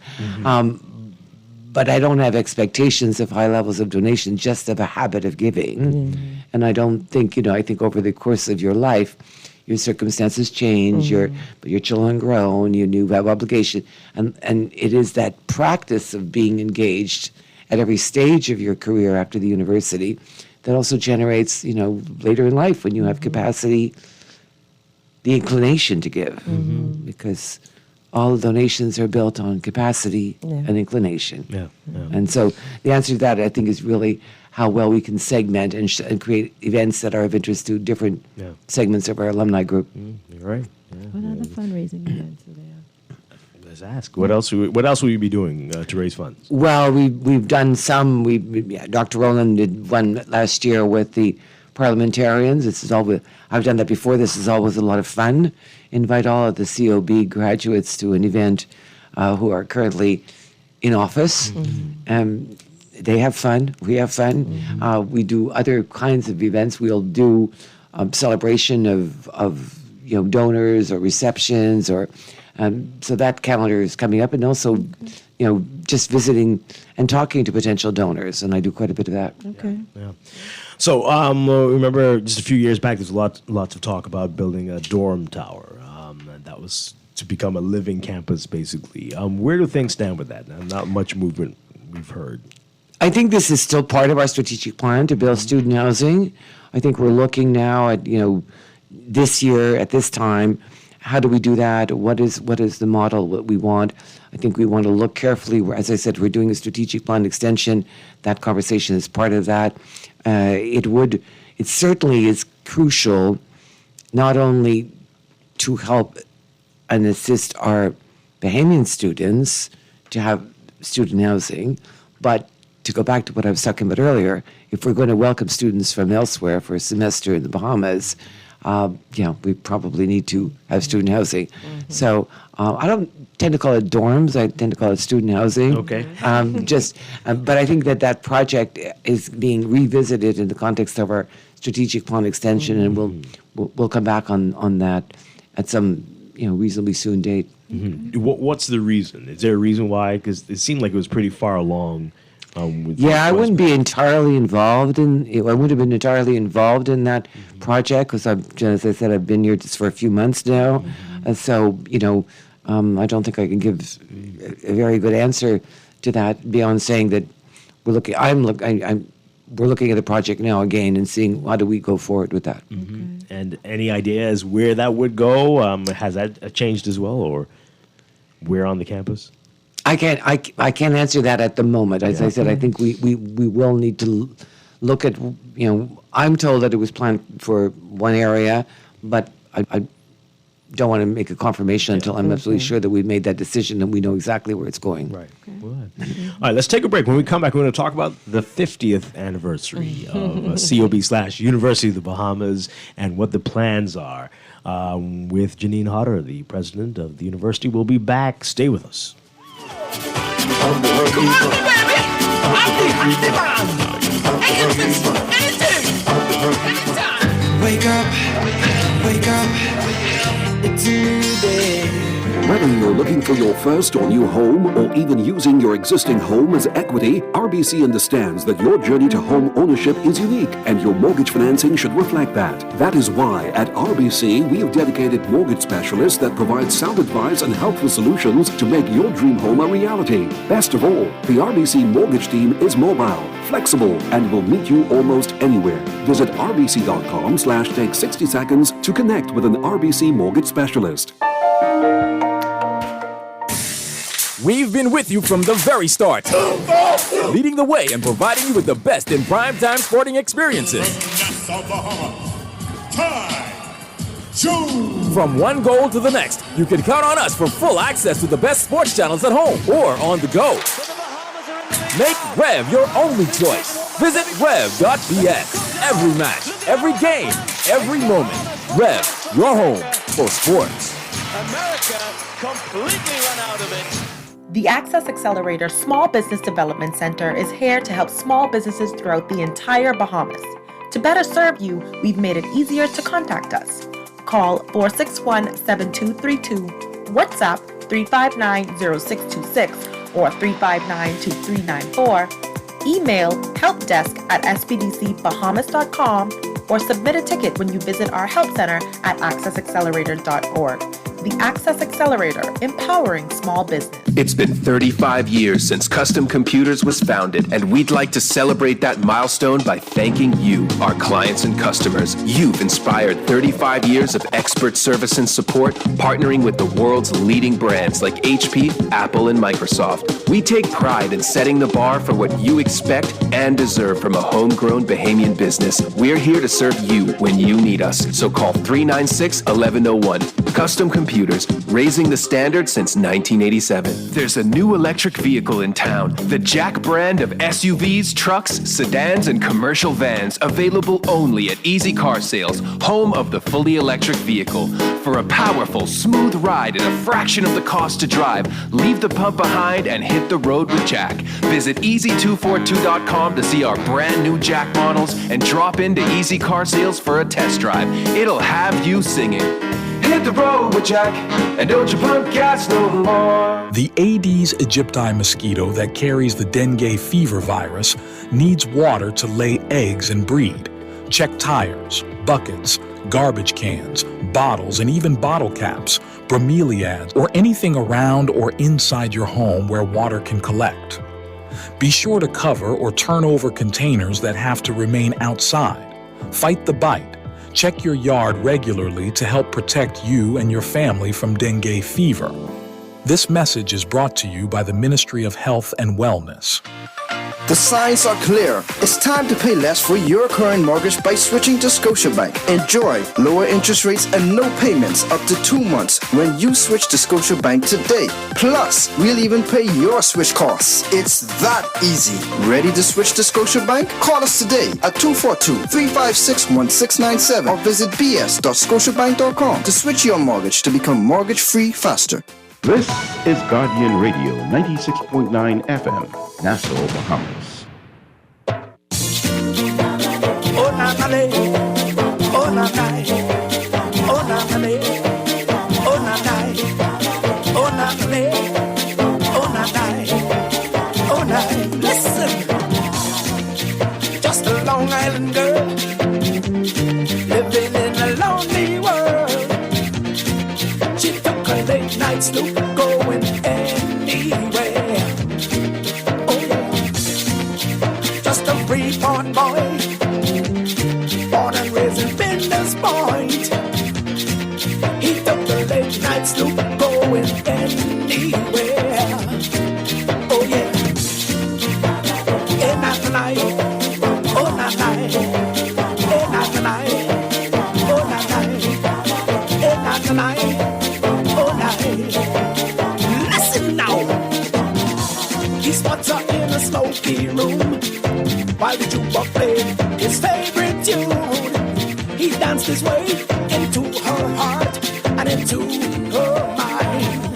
Welcome back to Morning Blend here on Guardian Radio 96.9. Dwight Strachan along with Duquesa Dean. We are talking with Janine Hodder, the president of the University of the Bahamas. Our final few minutes with her this morning. Before we get to the 50th anniversary celebrations, UB North, recovering still from Dorian. Where do things stand at this point? What are we looking at there? Well, UB North is recovering. I guess the first thing I'm going to say is it's worth taking a moment to give gratitude to all the faculty, staff, and students at UB North for the resilience they showed right after the hurricane and that they're still showing today. I just got back from UB North. It's amazing what they've managed to do under very difficult circumstances. So yes, we are looking at rebuilding. We've bought a building, and we're in the process of looking at the phased approach for rebuilding facilities so that we can bring it back on campus. Which area are we looking at? It's in downtown Freeport. It's the Kipling building, which we bought. So we're now looking at specifications for the level of renovation that we would do and the timing of those renovations. I'm hoping that they'll be very soon because it's been really devastating. Also went out to our East Campus, the one that was actually destroyed during Hurricane Dorian, and we still have some work to do there. I think the idea there is to make sure that we've got a research station and some activity. So we have solar panels on the roof. We've got some reparations being done, but we still have work to be done there. But that could be a research center, so not necessarily the teaching campus, but a center for research, and maybe a center particularly around renewable energy. So we are really looking forward to bringing all of our faculty and staff and students back together. You mentioned research. I'm glad you did. I wanted to ask you about that. The university is definitely doing more research. We're seeing the publication of the findings of many different things, and we are very happy when we have faculty and staff come on to talk about that. But we do notice whenever we do that, people are questioning, oh, how did they get to this? I don't agree, and the sample size and all that stuff. This is what people have been calling for years, for the university to do more research. But when you do it, there are all these questions. What do you make of that? I think we need to agree on what good methodology is, and I think we need, and we do. I think as long as we describe in our research reports what the methodology is, how we've come to the results, and what are the findings, what is the sample size, what was the methodology. If it's a social sciences, I think we're fine. I think people may not like the results, and as you know, in any empirical research, what you're always trying to do is to replicate the study. So, a one-off might be, okay, we got these results, but it was a random result, or you need to replicate. So the answer is not to argue the result, is to replicate the study. And then if you find different results, then, then you can have that discussion. Yeah. But I don't think it makes sense to argue outcomes of research or results of research without really arguing the methodology of the research. Because if the methodology is strong, arguing with facts, while occasionally popular, is not terrifically productive. No. We've got a couple of questions from our text line. This person says here, I graduated in 2021, and in my class of about 150 students, only about 30 were male. What can the president do to inspire and encourage more men to enter the doors of the university? It's a great question, and I should have brought it up earlier because we are looking at that. The pattern right now is actually 75-25. 75% of our students are women, and 25% are men. Furthermore, when we look at the students who do not return, proportionately of those who come, we have some who don't return or leave before completing. More of those are men than are women, so that's 2 down.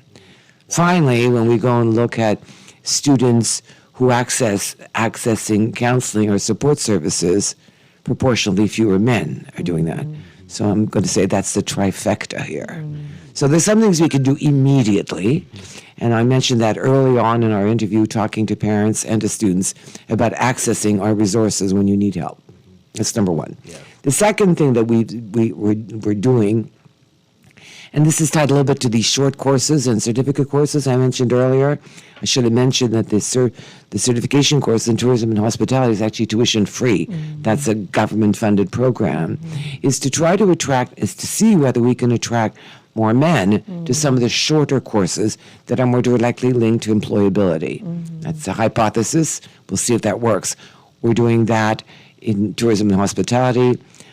I'm guessing, but I'll come back and tell you what the results are because, facts are good, that the Smarter Bahamas program, which is another shorter course with data analytics, might also do better at recruiting proportionately an even number of men and women. I'm not sure it's going to recruit.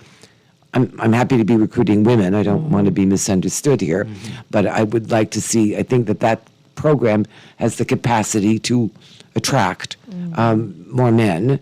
And we're doing the same, as I said, in New Lutheran, we're going to do an employability skills program that I think will attract at least the same number of men, if not more. I don't think the issue is that easy to solve. Right. Isn't it bigger than the university? It's bigger than the university. We need to know what it is, what are the high school success rates. Yeah. We also, but that's also part of when I spoke earlier about envisaging a system of education that creates bridges and pathways. That's also part of the answer, between us and between BTVI. And it's also a problem in other countries. It's a problem, in many other countries. Yeah. Even the U.S. now, right? Even the U.S., in Canada and some parts of Europe. It's really only in some really developing countries in Africa that we're still, or, countries that actually discriminate against education for women. But in most other countries, it's been a pattern. And then again, one has to wonder, does that have to do with the labor market changes as well.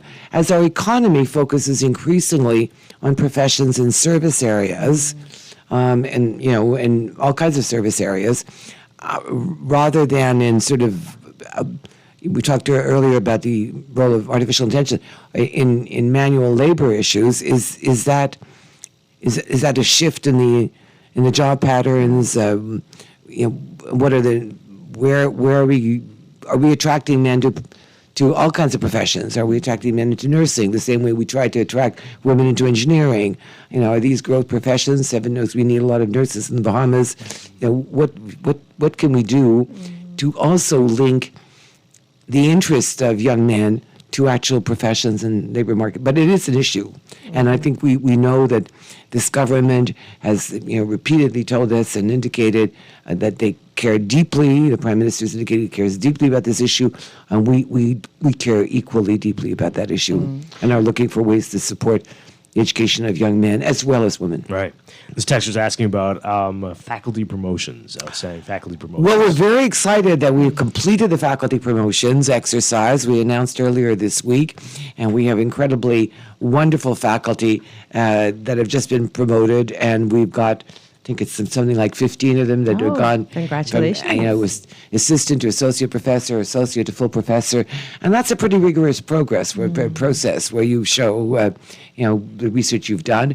We're now complete. There was a delay. There had been a delay in getting this work done for reasons that are beyond that I wouldn't have been part of, but earlier. So we're up to 2019 now. We're going to do another round this year, and we should then be up to date for faculty promotions. And we want to stay up to date. And I think the same thing is true, in case anyone's interested, the same thing is true for our audits. Our board was very diligent in moving up the review of audits that had been not carried out for long since 2012. We're now up to 2020, and we'll be finished by 22, we think, short, and 23 we should be finished early in the spring, which will then bring us completely up to date. And from then on, we are committed to doing our audits within the normal 3 to 4 months' time after you close your books. So, things that we needed to do that we're a little bit in the catch-up mode, we're doing, and we've almost done. So, great. Okay. All right. Running out of time, but this person's asking, it takes far too long to get an associate's degree, really, at UB, but when will you offer more bachelor's degrees in engineering? I'm not sure. Does it take too long to get an associate's degree? Okay. Well, it shouldn't take too long if you get to get an associate degree. It should take you 2 years. Right. That's what we're doing, and I'm not sure. Unless they mean in the engineering program, our course is not offered frequently enough. Or I know that had been an issue in the past with a number of other degrees. Yeah, I'm not aware that that's the case, but I'm assuming that if that's the experience of someone, I'm validating that.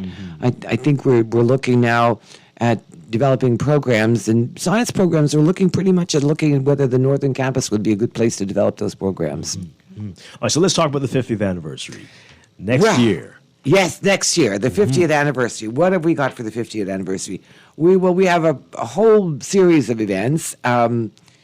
We're trying to create events that are geared again to the idea of different people's interests. So, and we're also trying to create memorabilia or images that are going to stay beyond 50 years. Like we want to be frugal, we want to have fun, be frugal, celebrate. So we're probably going to launch in January, have things like a block party. That would be fun. You're welcome to come. You're not very far. No. I'll be there. 50th anniversary soiree. One of my favorites, get a commemorative stamp. Fanfare, a panel of presidents, bringing the presidents of COB and UB together, I don't know, to have a discussion on progress, and that would be a lot of fun.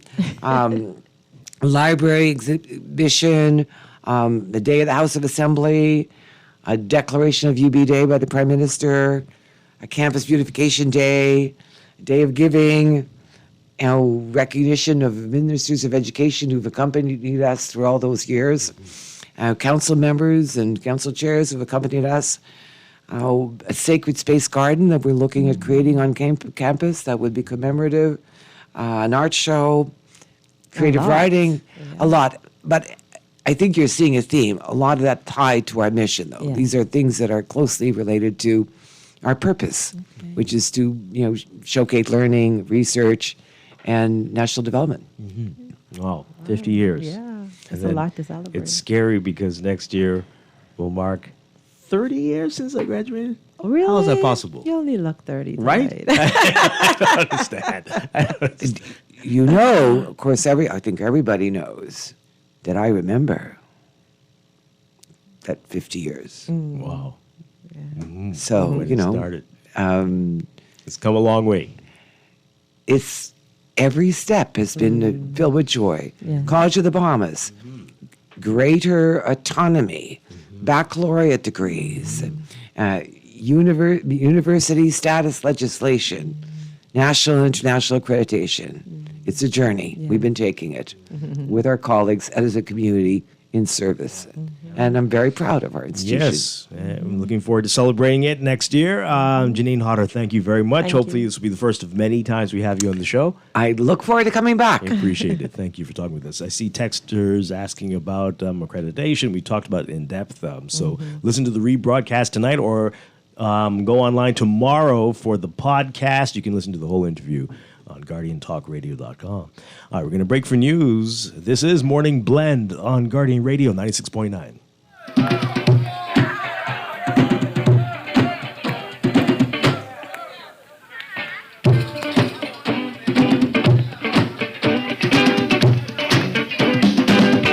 Take that mess from off the wall. Give that baby back its ball. Leave other people things alone. There's other ways to get involved. Get involved, don't be no fool, stay in school. Let your mind become a tool. Church were made for fools to be. Locked away from society. Get involved, get involved. This is Guardian Radio 96.9 FM, Nassau, Bahamas. The views and opinions of the hosts and guests are their own and do not necessarily reflect the position of the management and staff of Guardian Network. Wake up, it's a new day. Wake up, it's a new day.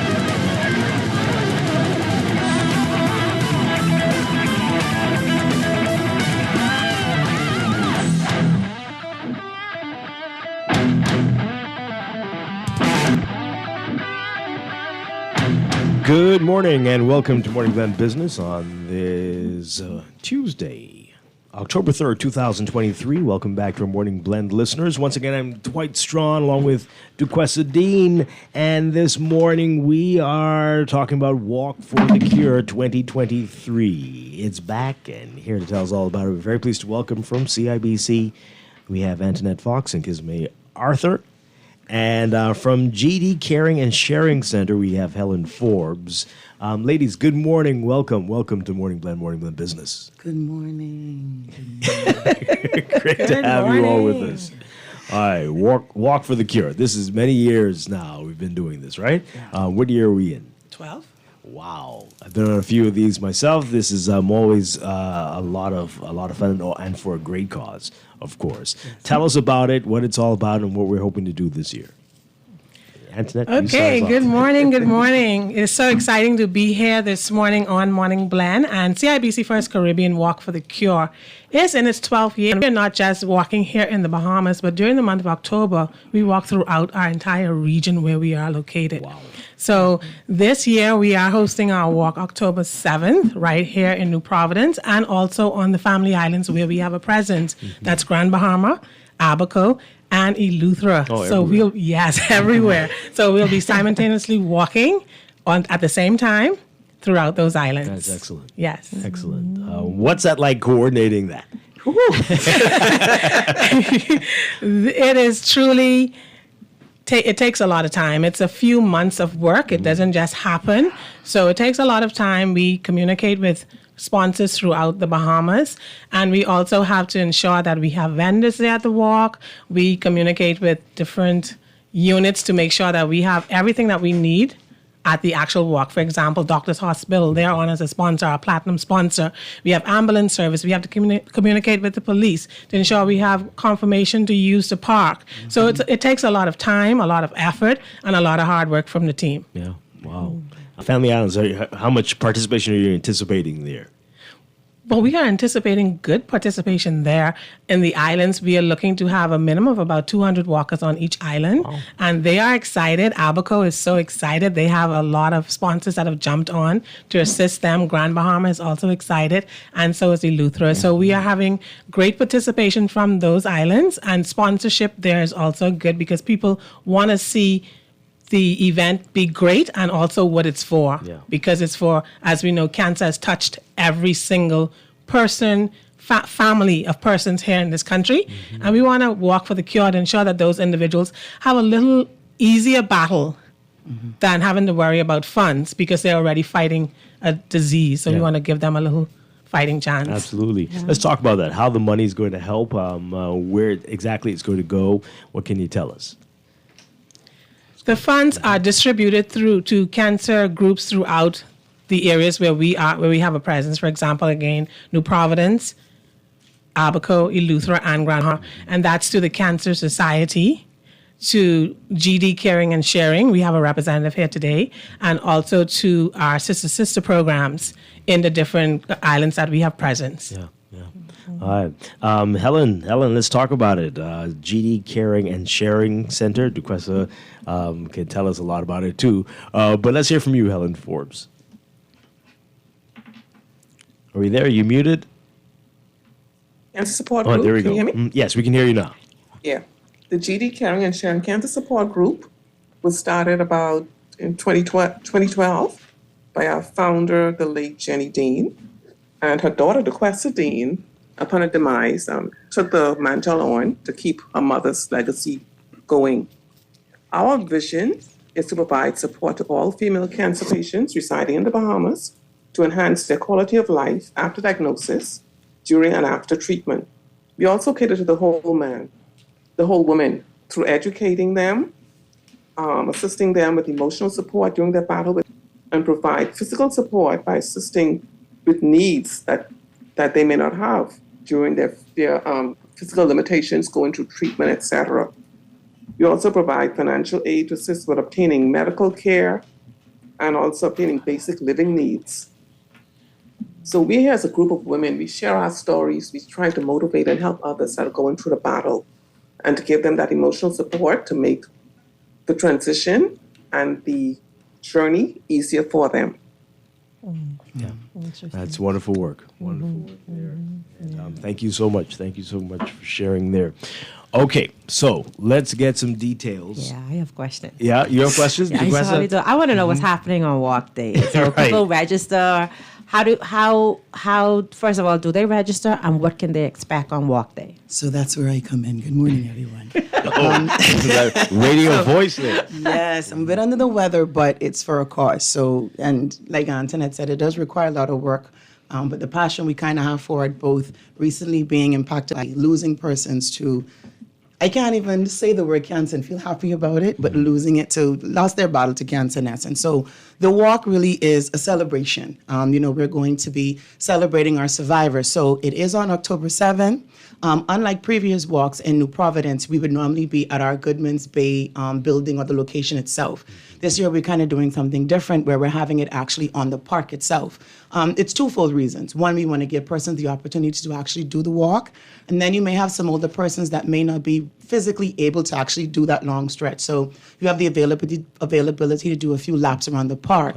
We're all going to have stuff like a meditation segment of it. We're going to have a warm up, I think by J Fitness. We're going to have a warm down by Bowflex. And these are persons that have come on board happily to just, support and provide their talents, their services, and their time.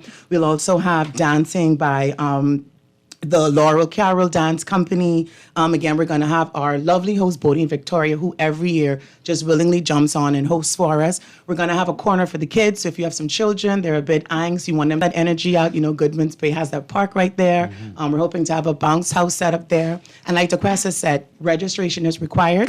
It's $25 for adults, and it's $15 for kids 12 and under.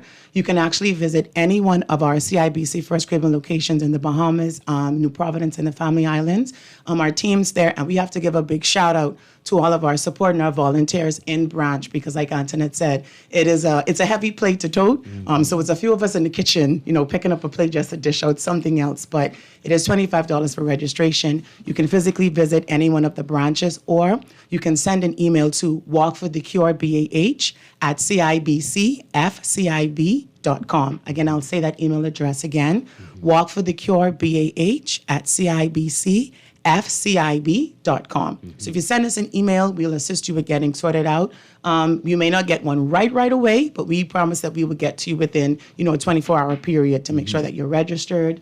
And again, it's extended to individuals, groups. We have church organizations that are coming on, Believers Embassy International in-kind sponsor, and they sousing us right out. So after you done come from the walk, you don't have to worry about, is anything going to be refreshing there? Yes, like Antoinette said, we're going to have vendor set up. You'll have something to drink. You'll have something to warm down. You'll have a little bit of music. You'll have some performance.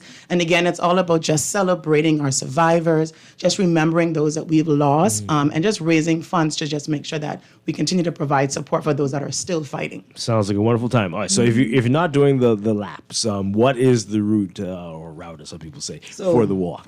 We got two routes, right? So you got Bahamians like to come out there and they ain't stretched. So for those that think they are able to in their minds, but the body saying something else, we have two routes. So there's one that allows you to go to full stretch to Sandals and back, and then there's another route that takes you to Sandy Port and back. Now, in order Sandals for you to get Sandals and that's back. the survivor's route, I think. Okay, that's pretty good. Yeah. Now, we will say there'll be raffle prizes and stuff out. So we encourage you to do the full route. That way, you could go ahead, grab a little ticket, and you'd be entered in to get a raffle. So we're really also just giving prizes to those that actually can complete the full route. Shorter route, and then we do have that longer route. So from Goodman's Bay Park to Sandy Port and back. That's pretty good. Goodman's Bay Park and to Sandals and then back. How far is it from, I think the full stretch is about 5 miles. Okay. You're good for that, man. You're good for that, Dwight. That's not bad at all. You're good for that. Yeah. And then we have persons every that looks forward to participating in the walk. Some persons, hey, we haven't heard about the walk as yet. So you have persons that are actually looking forward to it. And for those individuals, we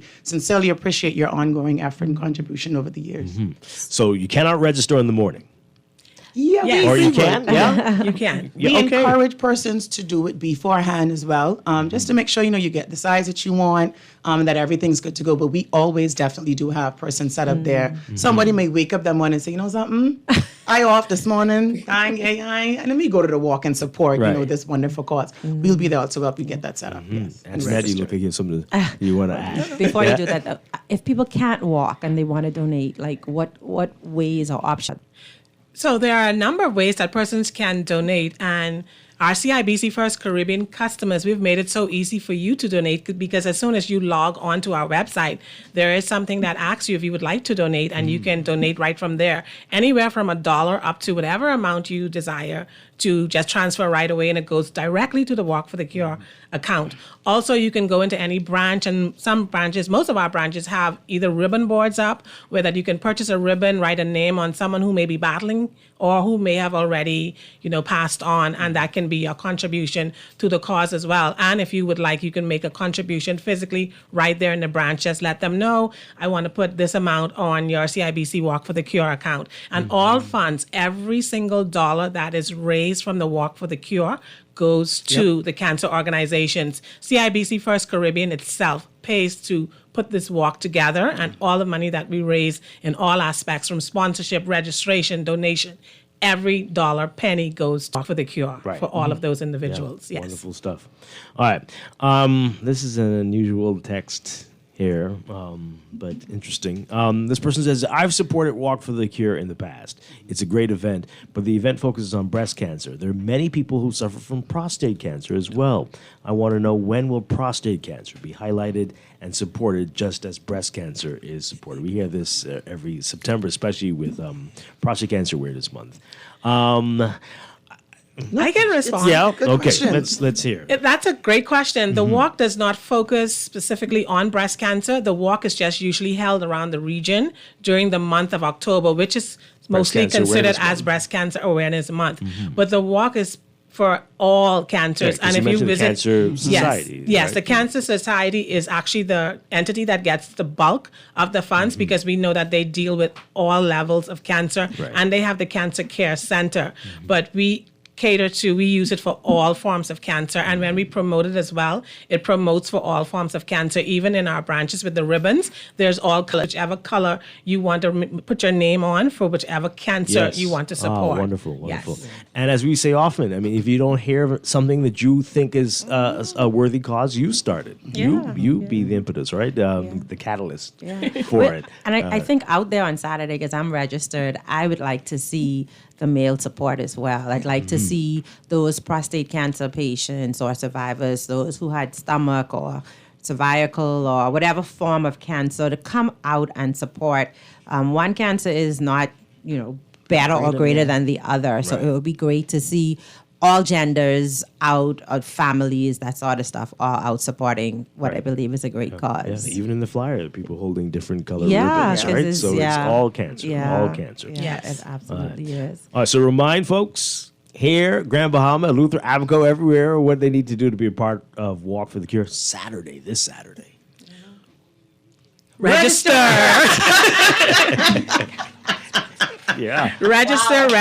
Register. And you can hop into any of our branches. It does not have to be specifically any one branch. Any of our branches, or you can send the email, like Kizane would have said earlier, to that email address, and we'll have you registered. I would just like to acknowledge our sponsors who have come on this year to sponsor us, and platinum sponsors, Doctors Hospital. We thank you so much for that. We have Restaurant Bahamas, John Bull, and BPL, who are silver sponsors, along with Quality Home Center. They're all silver sponsors. Our bronze sponsors, CG Atlantic, Abaco Groceries, Auto H&L, Kalina, Creative Landscaping, Creative Design and Monroe's Landscaping, Believers Embassy International, Elbow Key, Stephen C. Monroe International. We have also Wemco, and we also have our in-kind sponsors who are just giving their services that they would usually charge for. For example, Donovan Roll, J Fitness, Bowflex Barbie, Bodine, Victoria.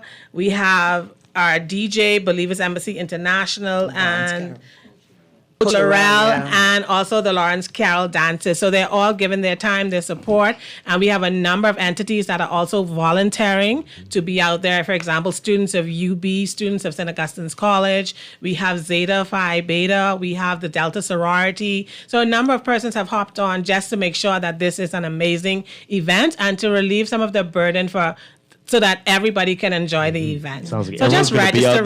Yes, Everyone's everybody's going to be out there. We're going to paint the street pink. Yes. Hopefully. Well, I know that Helen's on the line, and so I want to ask Helen, what does donations from organizations such as CIBC mean to support groups? Because I believe CIBC First Caribbean is the largest donator to the GD Caring and Sharing Cancer Support Group. So what do those funds mean to your organization? Yes, donations are very important because, as we all know, that most cancer patients have no insurance coverage, and just financial assistance is always needed. The GD Caring and Sharing Initiative to assist ladies with prosthesis, for those that cannot afford to have that, who had complete mastectomy and cannot afford to have that surgical replacement of the breast. So that's a great help. And we also help with financial aid, with medical issues, sometimes grocery items. There are a lot of needs out there that the ladies that are going through that the funds assist with. So we also would like to thank CIBC First Caribbean for having us on their list. And we encourage everyone to come out and support this walk. Even if you cannot walk, just come out and be there in person to support a cancer survivor. It'll really mean a lot to each and every one of us to see you there supporting us. Thank you. Okay, well said, well said. How to register, what website or... Happily. So you can, like Antoinette and I were saying, you can visit any one of our CIBC First Caribbean branch locations. You can also send an email at walkforthecure@cibcfcib.com. We can also provide our numbers. Antoinette is 302-6036, and you can get me, Kizane, directly at 302-6085. We will be happy to get you onboarded and registered again. Just thank all of our volunteers as well, individually in the branches that are also helping with boosting registrations and their in-house fundraising activities. But yeah, give us a call, send us an email, stop by, visit. And then again, the donations opportunities, you may not want to register, but you may feel it upon your heart just to give something towards just donations. You could go ahead, visit once you log into the online or mobile apps, the donation link is right there. Anywhere from $1. So like Antoinette and DeGrassa also alluded to, every dime counts. Your 1 penny could round up 99 and make it $1. So we encourage everybody, go ahead, whichever is most comfortable or whatever one moves you as much, register or donate. Again, we appreciate your support and contributions. Yeah.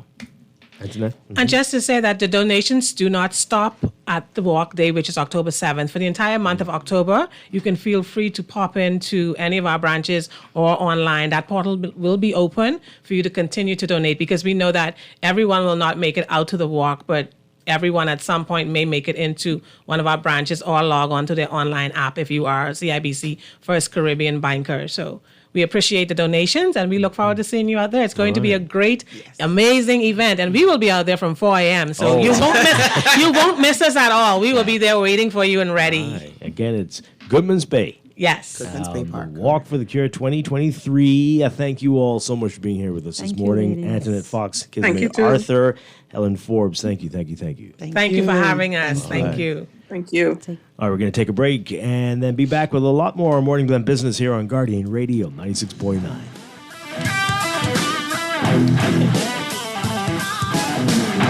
Earning zero interest on your savings at the bank? With as little as $100, you can start earning interest on your money while you're sleeping, eating, or standing in line at the bank with the CFAL Savings Express Plan.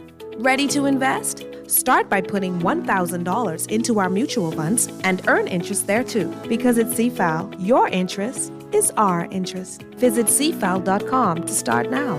CFAL, growing wealth for future generations of Bahamians. Doctors Hospital has reimagined primary care. We have invested to improve our health system, ensuring that accessible, affordable, world-class clinical care is closer to you. We understand that your relationship with a primary care provider shapes the foundation of your overall health. Our new modern primary care facilities are where critical diagnoses and true personalized treatment begins. With locations across New Providence, Grand Bahama, and Exuma, we invite you to experience the Doctors Hospital difference. Book your next appointment at clinics.doctorshosp.com. Struggling to repay your loan? Let us help you get back on track with payment your financial situation and improve your credit score and credit report with the Bahamas Credit Bureau. Inquire about our restructured loans today. Call us at 356-7764.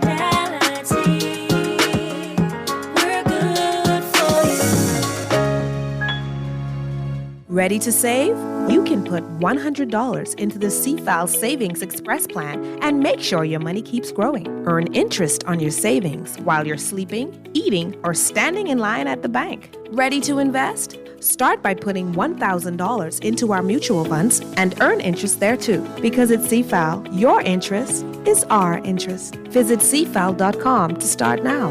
CFAL, growing wealth for future generations of Bahamians. Tired of banks forcing you to use technology to bank the way they want you to? Your convenience is important.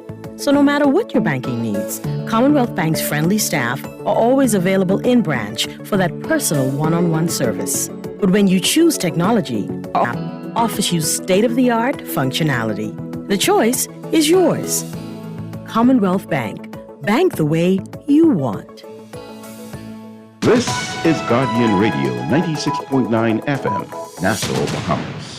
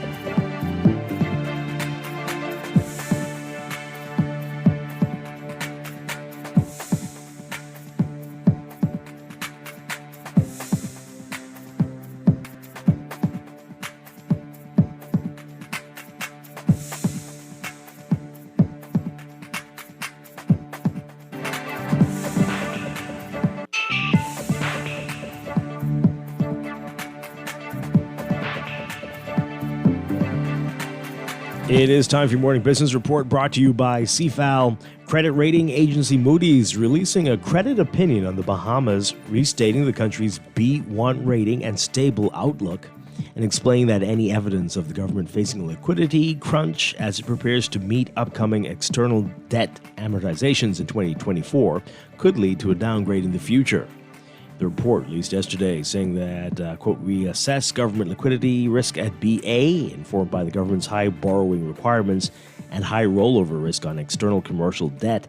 Our assessment of government liquidity risk also captures the government's less reliable access to external commercial debt, given the rise in borrowing costs since the pandemic. It is almost 1 year to the day that Moody's downgraded the BA3, though it improved the nation's economic outlook from negative to stable. It was the first stable outlook bestowed on the country since February 2019, when the Bahamas credit rating was Baa3.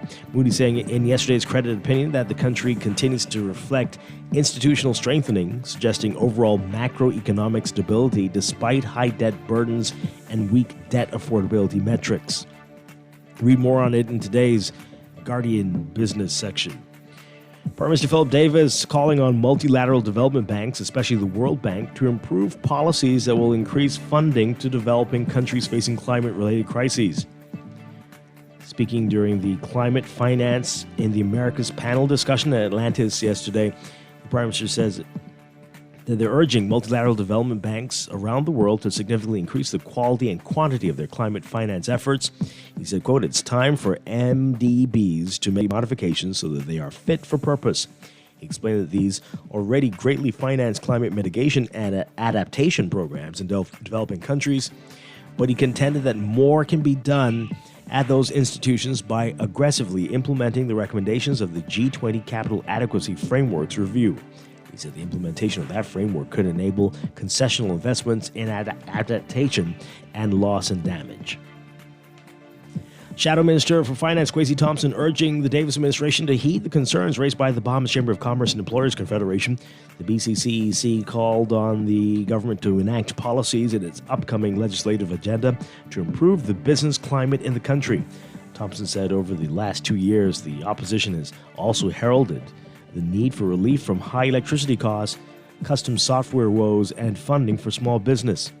Thompson saying the opposition hopes that the administration will take the heat from the chamber and that the government pays particular attention to pursuing policies that support the development and growth of Bahamian small businesses and entrepreneurial opportunities. Thompson saying, quote, "The truth is that the Davis administration scarcely is doing business and instead has put in place additional bureaucracy and red tape that is making it harder and not easier for small businesses to survive. The government must put equal emphasis on the ease of doing business as they put on tax collection." Chamber Chairman Crystal Rutherford Ferguson called on the government to prioritize easing the burden of doing business in the country. She said last week that the impending opening of Parliament is an opportunity for government to bring forward policies that will positively impact business. And a British business delegation will be in the Bahamas this week for high-level business and government meetings in a trade mission that has not occurred between the two countries for more than 20 years. According to a statement, business that will benefit both countries' ventures will be explored. Deputy Chairman of the Bahamas Trade Commission, Senator Barry Griffin, says that the Bahamas will do its part to build symbiotic trade and business relations during talks this week. He said it speaks to the strong relationship between the two countries as the Bahamas was chosen as the location for this year's UK trade mission. Managing Director of the Caribbean Council, Chris Bennett, says the development needs of the Bahamas during the mission. Overseas, Nigerian government workers today continued working after last-minute efforts by authorities averted a nationwide strike to protest growing hardship that could have shut down government services in Africa's most populous country. The indefinite strike by Nigerian labor unions, scheduled to start Tuesday, is being suspended for 30 days while meetings and talks with the government will be held over the coming days. That's according to the president of the Nigeria Labor Congress, which is the umbrella body of the unions. A joint statement issued late Monday by senior government officials and the leadership of the labor unions noted several resolutions, including a monthly wage increase of what equals $46 for all workers and a payment of about $33 for 3 months to 15 million vulnerable households, as well as the provision of nearly $130 million for gas-powered buses to be rolled out for mass transit in Nigeria starting from November. In office, Bola Tinubu's policies aimed at fixing Nigeria's ailing economy and attracting investors have more than doubled the cost of living for more than 210 million people who already were grappling with surging inflation. It hit an 18-year high of 25.8% in August. The end to decades-long expensive subsidies for gas and the government's devaluation of the currency more than doubled the price of gasoline and other commodities. Talks with the labor unions have stalled, and a slow start to several intervention efforts resulted in last week's announcement of the strike.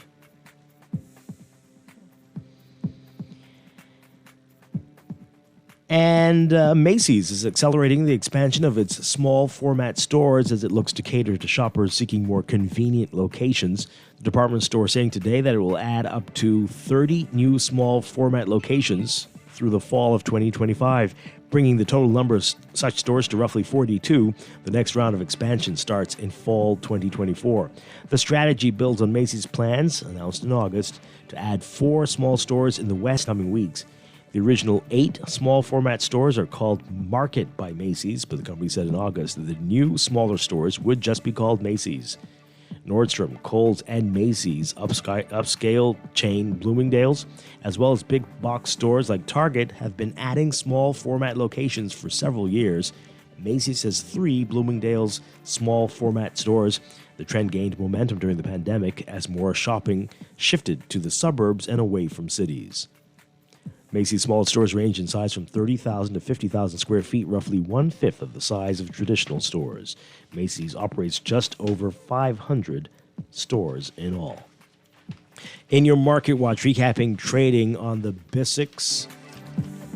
Your market movers, Cable Bahamas moving 1,500 shares, closing at $4.24, up 4 cents.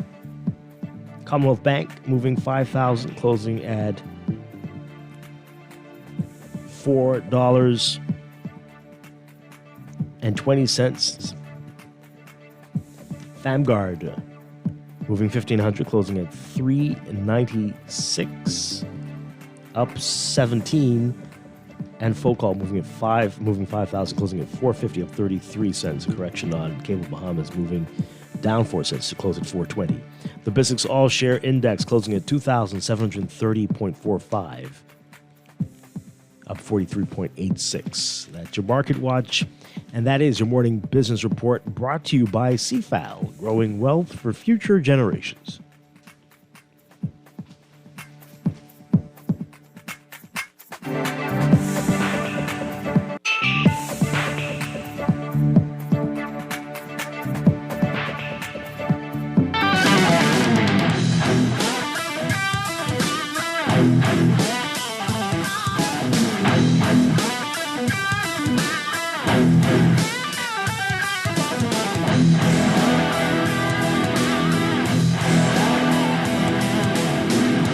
And we're back here with Morning Event Business on Guardian Radio 96.9. Dwight Strachan along with Duquesa Dean.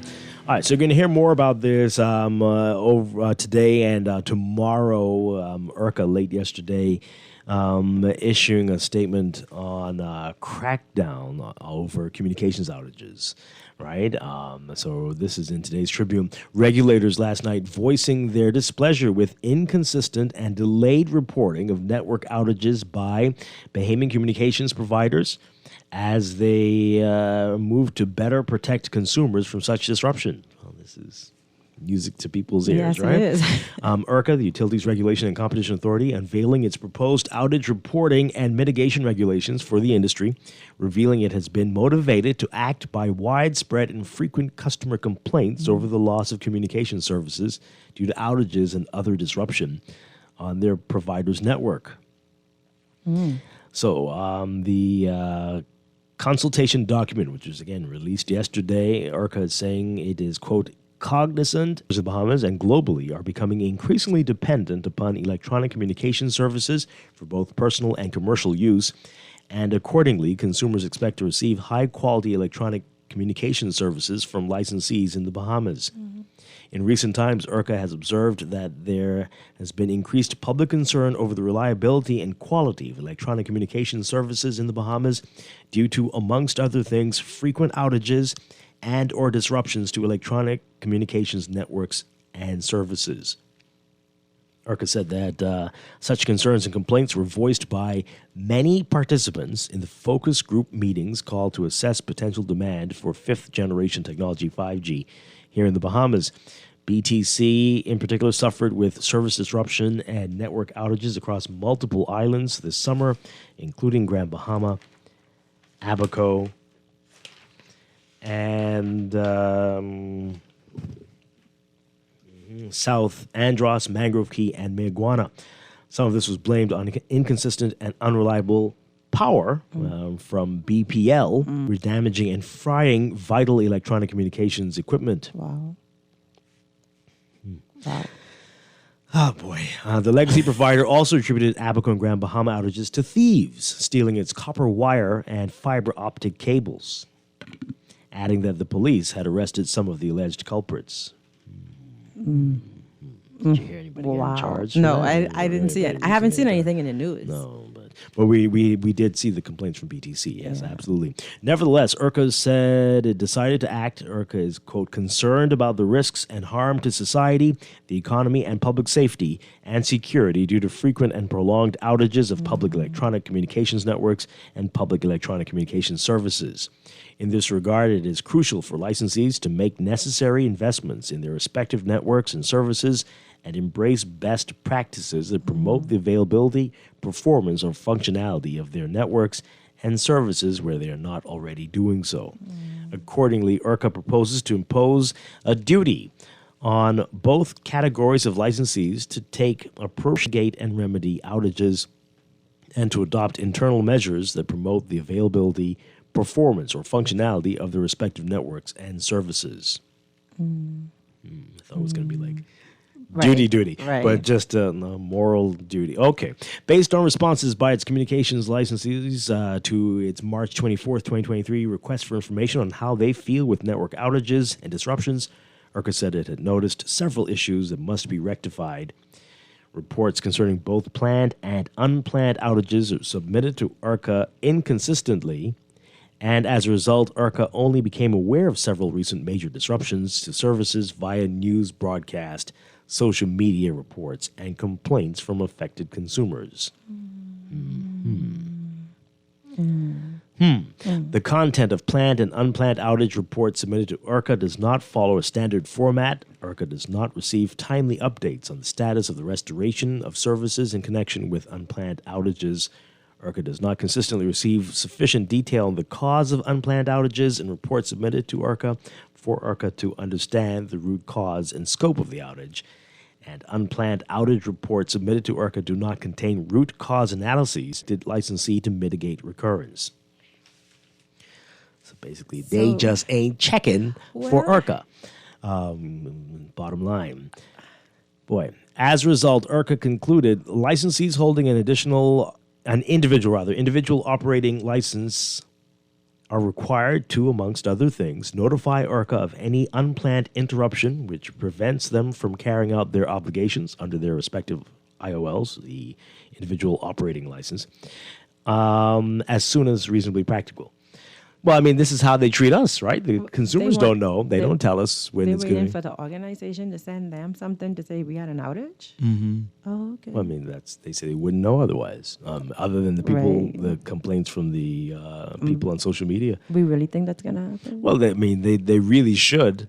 They really should. Like, we unfortunately had this happen. They should, but... Well, you could make them. You're the regulator. That's so what if I'm they don't, saying. you got to find them or do something. I was just going to say, do they levy actual fines against these organizations? They do.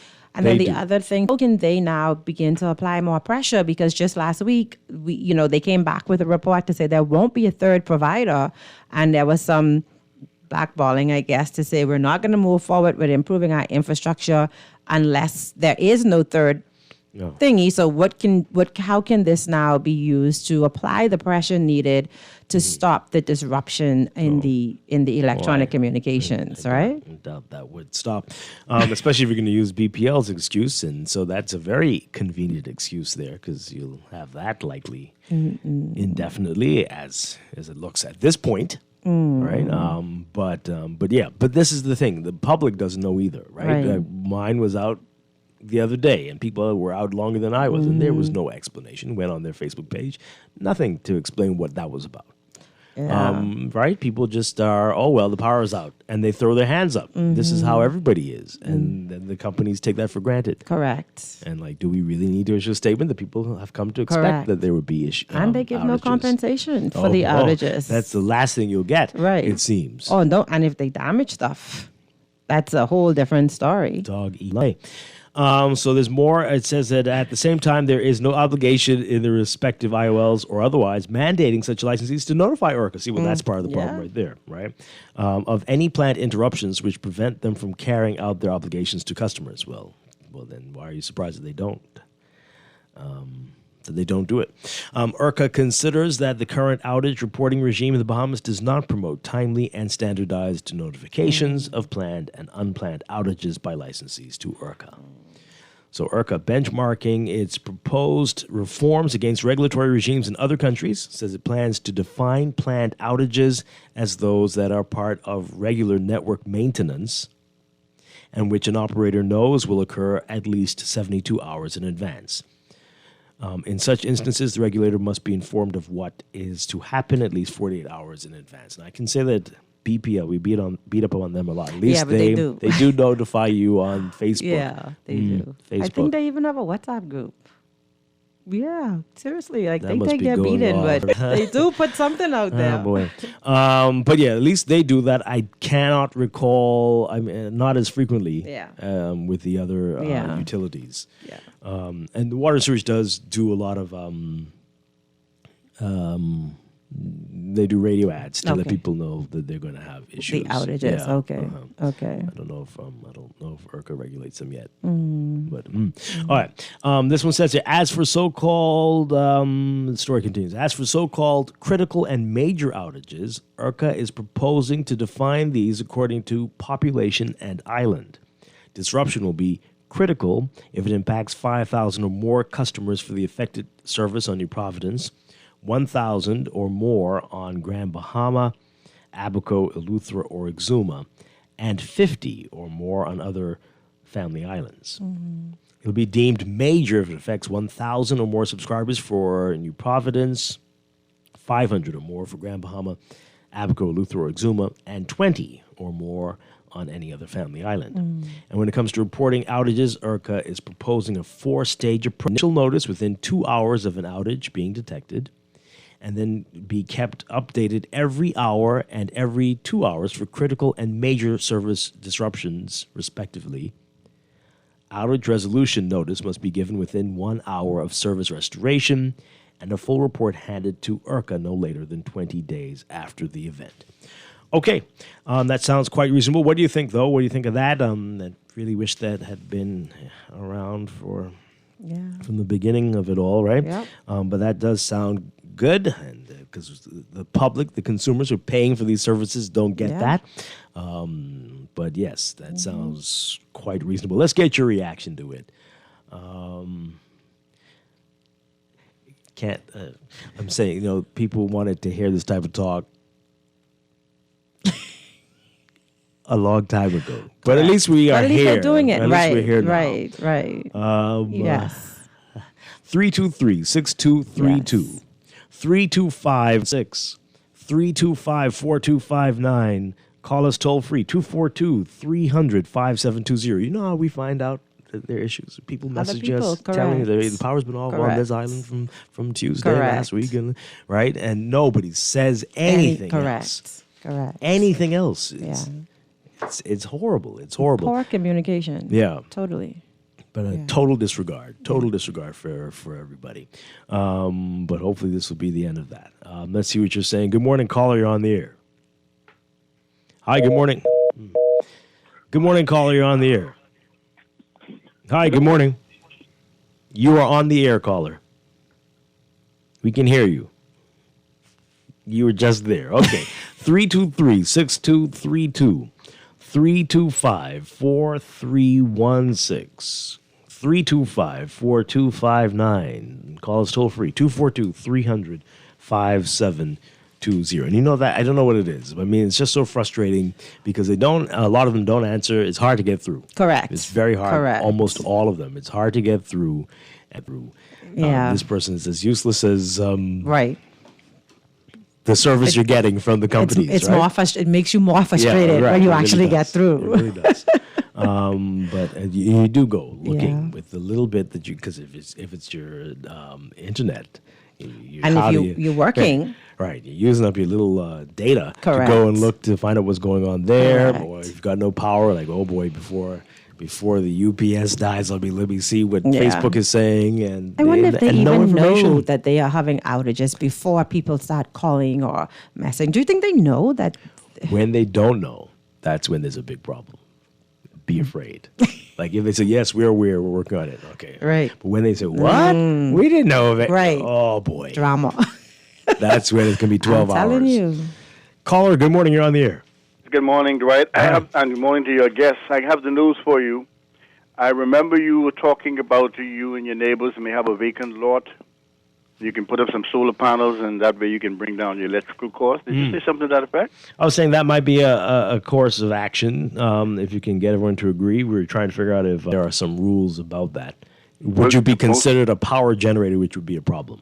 The most difficult part about that is, like, I'm pretty sure you use more than 600 kilowatt hours every month. I can guarantee you that.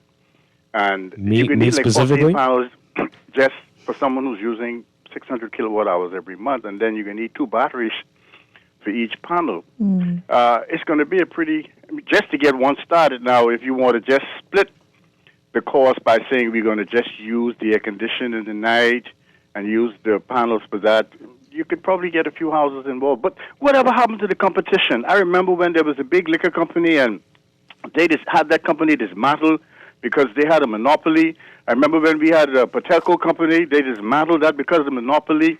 We have the electrical company. Why can't we stop this monopoly? How come that same rule doesn't apply?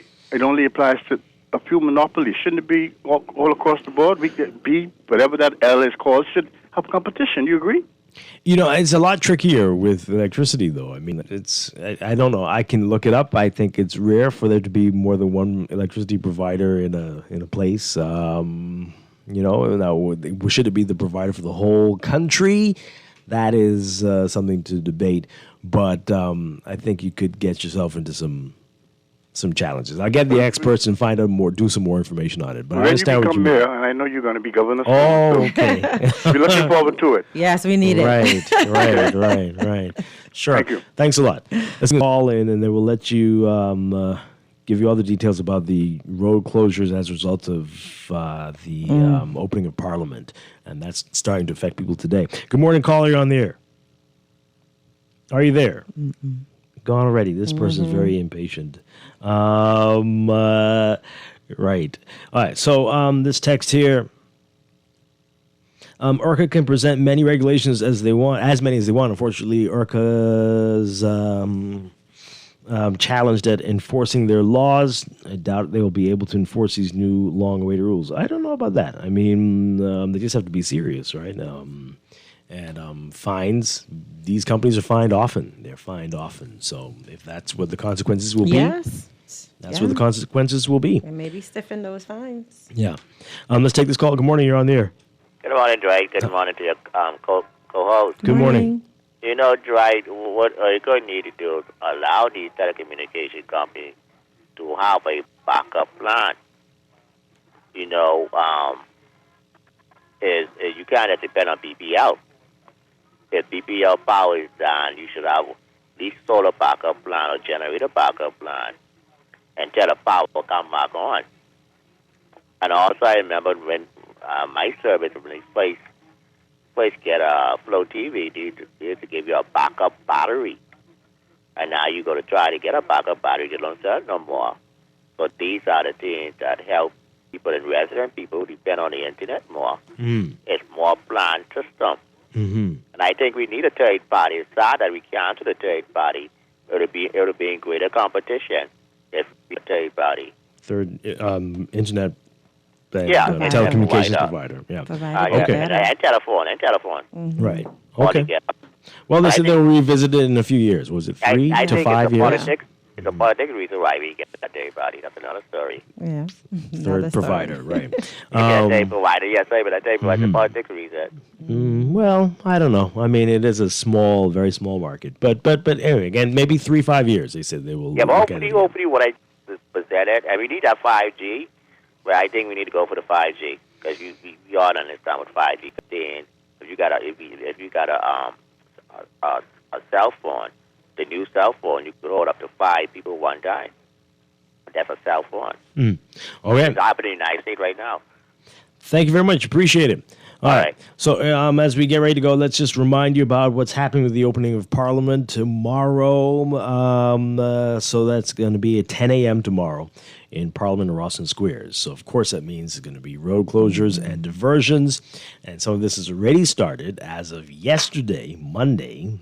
From 7 o'clock, traffic is south onto Parliament Street. So already, this is why people are saying, what's going on downtown? We told you about that in our last traffic report, that you can see the traffic heading into the downtown area. There's a lot of congestion. So traffic is being diverted. Traffic diversions will remain in effect through Tuesday as preparations continue for the opening of Parliament. It is a real mess in the downtown area. In fact, I'm supposed to be going to a meeting. I think they might need to rethink that for this morning. So that's going to continue. And as of tomorrow, beginning at 6, vehicular traffic traveling east on Bay Street will be diverted north and south along Frederick Street. Motorists traveling north on Frederick Street will be rerouted east along Woods Rogers Walk to East Street and east onto Bay Street. So the closures, as of today at 4 p.m., Bay Street will be closed to all vehicular traffic between Charlotte and East Streets until the conclusion of the ceremony on Wednesday. Beginning 7 a.m. on Wednesday until after the ceremony, the following streets are going to be closed to all vehicular traffic. That's Bay Street between Frederick and East Streets, Charlotte Street between Shirley Street and Woods Rogers Walk, and Parliament Street between Woods Rogers. Bottom line, if you don't need to be downtown, Yeah, don't go. Go. Yeah. Even from now. Yeah. Agree. Work remotely. Yeah, it is not looking good down there. Yeah. And so, boy. But we'll remind you about this tomorrow. But again, just avoid downtown if you can. Duquesa Dean, thank you so much. Hey, thank you. It was a pleasure today. Enjoyed myself with you. Yes, so did I. And I'll see you again next week. Next week, Tuesday. And I'll be back tomorrow morning with more Morning Blend and Morning Blend Business right here on Guardian Radio 96.9. Dwight Strachan, have a great day, everybody. Stay tuned for On the Clock with Aaron Green coming up next.